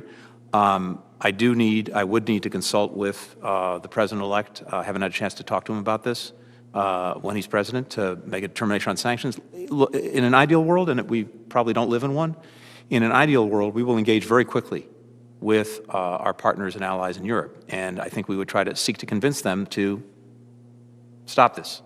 But if that doesn't succeed, I think the tools that we have, including the tools that you've provided, are something we'd have to look very seriously at. I just can't commit right now to doing that because I haven't had a chance to talk to the President-elect about it. Well, I'll note the European Union, in terms of our partners and allies in Europe, when they voted to condemn the Nord Stream 2 project, the vote was something like 400 to 100. It was overwhelmingly to condemn the project. That being said, Angela Merkel and Germany have leaned in vigorously in support of it. And this is clearly the #1 energy priority for Putin and Russia, and it represents billions of dollars that fund Putin's aggression. Would a Biden administration be willing to stand up to German pressure? The Germans are going to press you, and you're not going to convince Merkel to change her mind on this. And so will a Biden administration be willing to stand up to that pressure, particularly when the rest of Europe recognizes how damaging completing this pipeline would be? I know his strong conviction that this is a bad idea, the Nord Stream 2. That much I can tell you. I know that he would have us use every persuasive tool that we have to convince our friends and partners, including Germany, not to move forward with it. But what I do need to do is make sure that I've actually consulted with him on the specifics of that. Well, I look forward to working with you on that, and I would note that both sets of sanctions we passed are mandatory and not discretionary, and so I will look forward to continuing to work with you on that. Let's shift to a second area where we may or may not get agreement. You mentioned earlier in this hearing the importance of strengthening regional allies to stand up to China. And I have long believed that China poses the single greatest geopolitical threat facing the United States for the next century. One of those important regional allies is Taiwan. When you were at the State Department, rules were put in place concerning Taiwan that put restrictions on Taiwan that no other country faces, and in particular, that prohibited the display of symbols of Taiwanese sovereignty on U.S. federal property. I've been a vocal critic of those policies, and in recent weeks, the State Department announced that it was rescinding those policies. I think that's the right thing to do, and that Taiwan we should respect and treat with respect, and I think strengthening Taiwan helps both the region and America stand up to China. What are your views today, and would you seek to go back to the old policy that's been reversed? So a couple of things on that. I had a chance to mention this earlier. When President Tsai was running for office, I actually received her at the State Department, had a great conversation. This is some years ago. And then when she became president, I talked to her on a number of occasions. And that in and of itself, I think, is important. There is the Taiwan Assurance Act and its requirements that I think is what, in part, triggered what the State Department and Secretary Pompeo have done. I want to see that process through to conclusion, if it hasn't been concluded, to make sure that we're acting pursuant to the mandate in the Act that looks at creating more space for contacts. All right, let's shift to another part of the world where I suspect we will have more significant disagreements, and that is Iran. You are a vocal proponent of the Obama-Biden-Iran nuclear deal. I believe that was a catastrophically misguided deal. In the 4 years since the Obama administration was in office, the United States has, of course, withdrawn from that deal. Not only that, we now know a number of facts we didn't know at the time the deal was being negotiated. One of the things, and in particular, we know the involvement of the IRGC with terrorism directly targeting Americans and murdering American servicemen and women. In 2016, Congress overwhelmingly passed CATSA, which imposed mandatory terrorism sanctions on Iran's Islamic Revolutionary Guard Corps. And we've since discovered the vast money in Iran that is intertwined with the IRGC. In particular, the financial sector, including Iran's central bank, and the energy sector, including the National Iranian Oil Company. Both of these sectors and entities have now been sanctioned under the terrorism authorities for funneling money to the IRGC. The Pentagon also has assessed that the IRGC is responsible for killing at least 603 Americans in Iraq. Do you believe it is in America's national security interest to lift those terrorism sanctions and to allow billions of dollars to go once again to funding terrorist activities? I do not, and I think that there is nothing, as I see it, inconsistent with making sure that we are doing everything possible, including the toughest possible sanctions, to deal with Iranian support for terrorism, its own engagement in that, and the nuclear agreement. And we've said from the outset, and we're serious about it, that the nuclear agreement was one thing, but continuing and even strengthening our ability to push back and to deal effectively with Iran's egregious behavior, including in the terrorism realm, was something that we needed and should do. Part of the challenge now, I think we have, Senators, because we've had this divorce to some extent from some of our allies and partners who ideally would be with us in pushing back against Iran's malicious activities as a result of disagreeing over getting out of the nuclear deal. We are less effective than we might otherwise be in those other areas if we were working together. I think one of the benefits, should Iran choose to come back into compliance, and we wound up doing the same thing, is that we would at least be back on the same page with allies and partners, and that might make us more effective in dealing with these problems. You mentioned it was a priority defending LGBT rights. Mm-hmm. Iran's record concerning the LGBT community is horrific. I agree with They put to death, they execute people for the crime of being homosexual. I agree with you. As long as they maintain that barbaric and inhumane policy, do you think it's appropriate for a Biden administration to allow billions of dollars to go to that regime? The challenge that I think we face, and of course, we have the biggest problem that we faced with Iran, and I think that we unfortunately continue to face, and it may get worse again, is that with regard to all of the egregious actions that Iran takes that you rightly point out across all of these areas, an Iran that has a nuclear weapon or has the capacity to develop one or the material for one in very short order risks acting with even greater impunity than it already does. So I think the first order of business has to be to get that back in the box.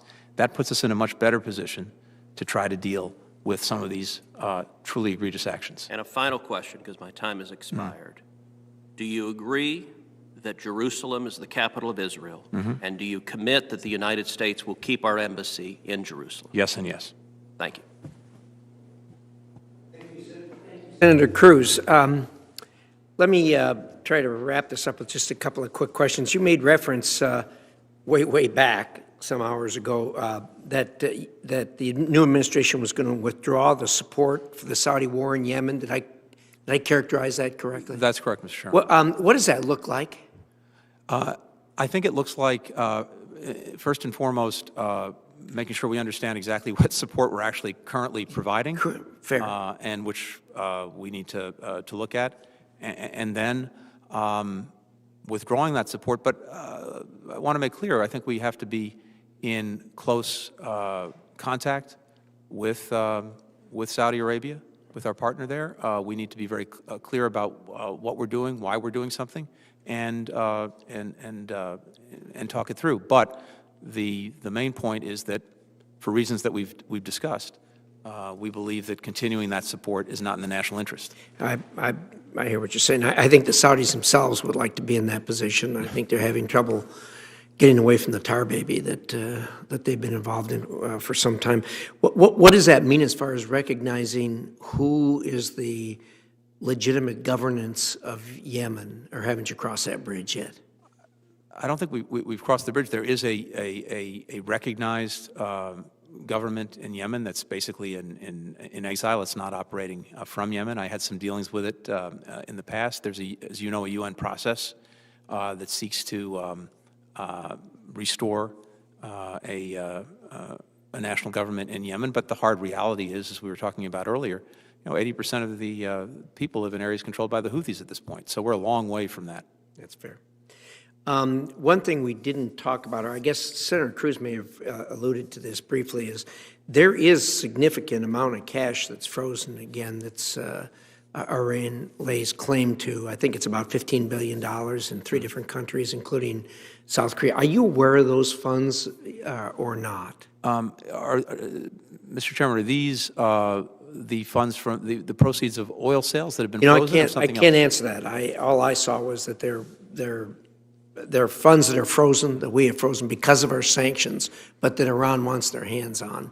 And I guess my encouragement to you would be that there not be any unfreezing of these funds or anything to try to get the Iranians to the table or anything like that. I agree with that. We had a really bad experience with the pallets of cash, as you know, that the infamous pallets of cash that were transferred. So I would urge you strongly in that regard. And then we also didn't talk about bringing the American citizens home who Iran have. I'm assuming you're all on board with that, and that's something that if indeed we wind up negotiating with them, that to me that's really got to be in the first wave, I would think. So I put that on your plate. Any comments on that? Mr. Chairman, I feel very strongly that I would have as Secretary of State, first and foremost, the priority of making sure that our personnel, wherever they are safe and secure, but very high up in the hierarchy of things I need to be responsible for is doing everything we possibly can to bring any American home who is being unjustly detained anywhere in the world or is a hostage, including in Iran.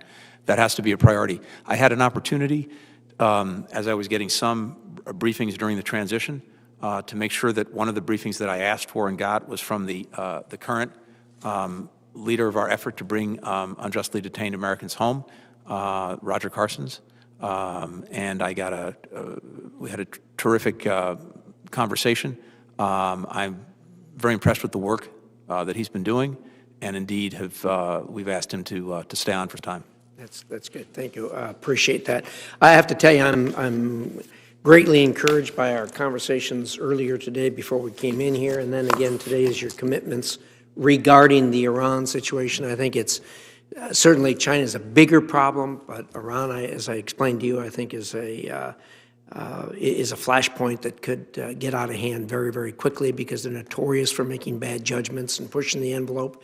I feel strongly in that regard. I feel strongly about how we go about this, and I know we meet regularly and talk with our friends from Israel.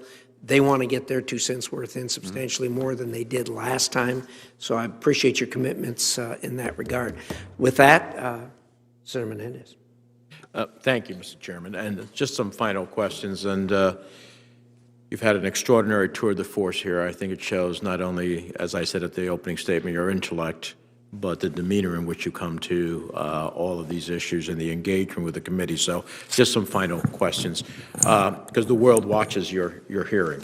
And I don't want some parts of the world to think they're getting away without some attention, so to speak. So Russia. Navalny, his poisoning and his arrest, solar winds, bounty on U.S. soldiers, election interference, the use of chemical weapons to assassinate opponents in different parts of the world. Clearly, Russia must face consequences for its actions. Otherwise, it thinks it can continue to violate the international order. During the last 4 years, Congress had to assume a policy leadership role in this regard. I authored CATSA. In part, it was to deal with the Russians. What do you view as, well, first of all, do you agree that Russia has to have consequences for these actions, and would we expect the Biden administration to pursue those consequences? Yes and yes. You laid it out very powerfully and very succinctly when you just, the things you mentioned are egregious in so many ways. The President-elect has been very clear that there need to be costs and sustained consequences for some of these actions. It would be worth, when we have the opportunity, spending the time on each one because they merit a deep conversation. I think thanks to this committee, thanks to Congress, we have some tools in our toolbox, whether it's CATSA, whether it is Magnitsky, whether it is other authorities that we have, including the authorities that were created during the Ukraine crisis, that are extremely helpful in being able to impose some of these costs and consequences. The President-elect, in the context of talking about election interference, said that he is determined to make sure that there are costs and sustainable consequences. And of course, we need to look at that at a time, a place, and a manner of our choosing. But this can't go unanswered. I appreciate that. I didn't even mention the annexation of Crimea and the continuing invasion of Ukraine. So I appreciate that, and I would just offer that if you believe you do not have authorities that you could use, then please come back to the committee, because I think you would find a bipartisan welcome to try to pursue those. Let me turn to Turkey. Turkey as what we aspired of Turkey, the bridge between East and West, the secular nation, the strong NATO ally, has not been realized under President Erdogan. The purchase of the S-400, which is a violation clearly of CATSA, the engagement that it has had in destabilizing actions in Syria, the invading into the territorial waters of Cyprus in terms of its exclusive economic zone and seeking to drill there, Cyprus, a member of the European Union, a claiming of a whole area of what would be Greece's exclusive economic zone, all the way leading to Libya, the support that Erdogan had for Azerbaijan and the engagement in its aggression in Nagorno-Karabakh, which cost so many lives, and I believe there are war crimes involved there by the Azerbaijanis. All of this and so much more. I hope we will not have under the incoming administration, President Trump, in my opinion, coddled Erdogan. And he continued to move forward in all of these pejorative ways, including Libya, which I didn't mention. I hope we have a clear viewed policy as to what Erdogan is, what he's doing. When you can say about Turkey that more lawyers and journalists are in arrest in Turkey than in any other part of the world, and that's saying something, considering some parts of the world. So are we clear-eyed about Turkey under Erdogan? We are very clear-eyed, and the bottom line is that Turkey is an ally that in the many ways you cited is not acting as an ally should. This is a very, very significant challenge for us, and we're very clear-eyed about it. Just one or two more. In your response to Senator Rubio, you mentioned Juan Guaido. Would we expect that the Biden administration would recognize interim President Juan Guaido as such, by virtue of the National Assembly? That would be my expectation. I think what we very much want to do is, following up on what Senator Rubio was saying, is to come pretty quickly and talk to you about the way forward in Venezuela. I have to tell you, I'm just not satisfied that anyone has a good plan that we think can deliver the results that we all share and seek. So that's something I'd really welcome talking about very early on. As you know, over 50, maybe more, nations, including most of the European Union, recognize interim President Guaido.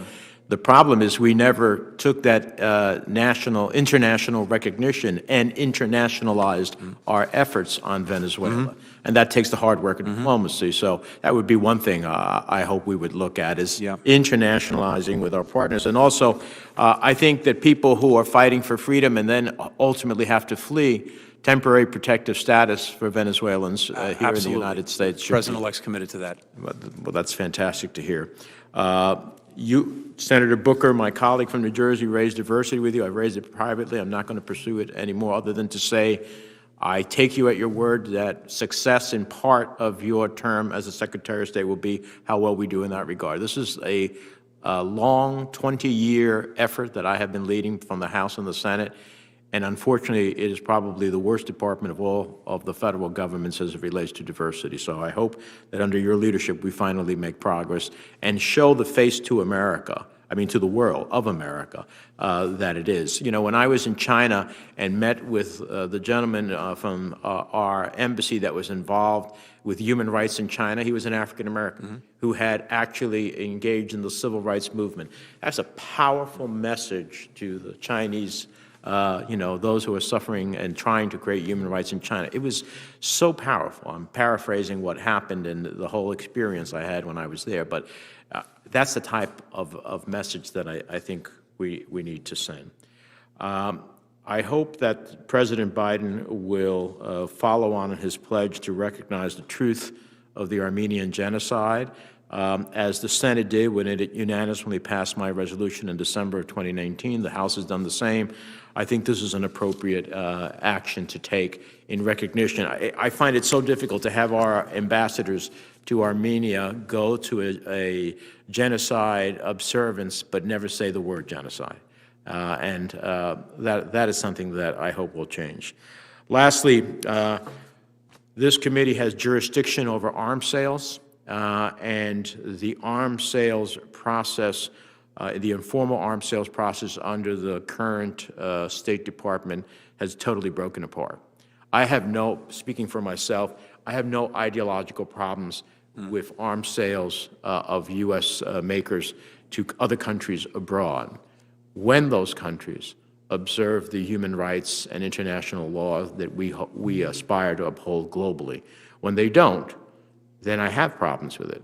And that's where a dialogue has to come place with the State Department. Can I rely upon you to re-engage in that informal process with the committee on arms Yes, sales? you can. We will come back to regular order. Thank you.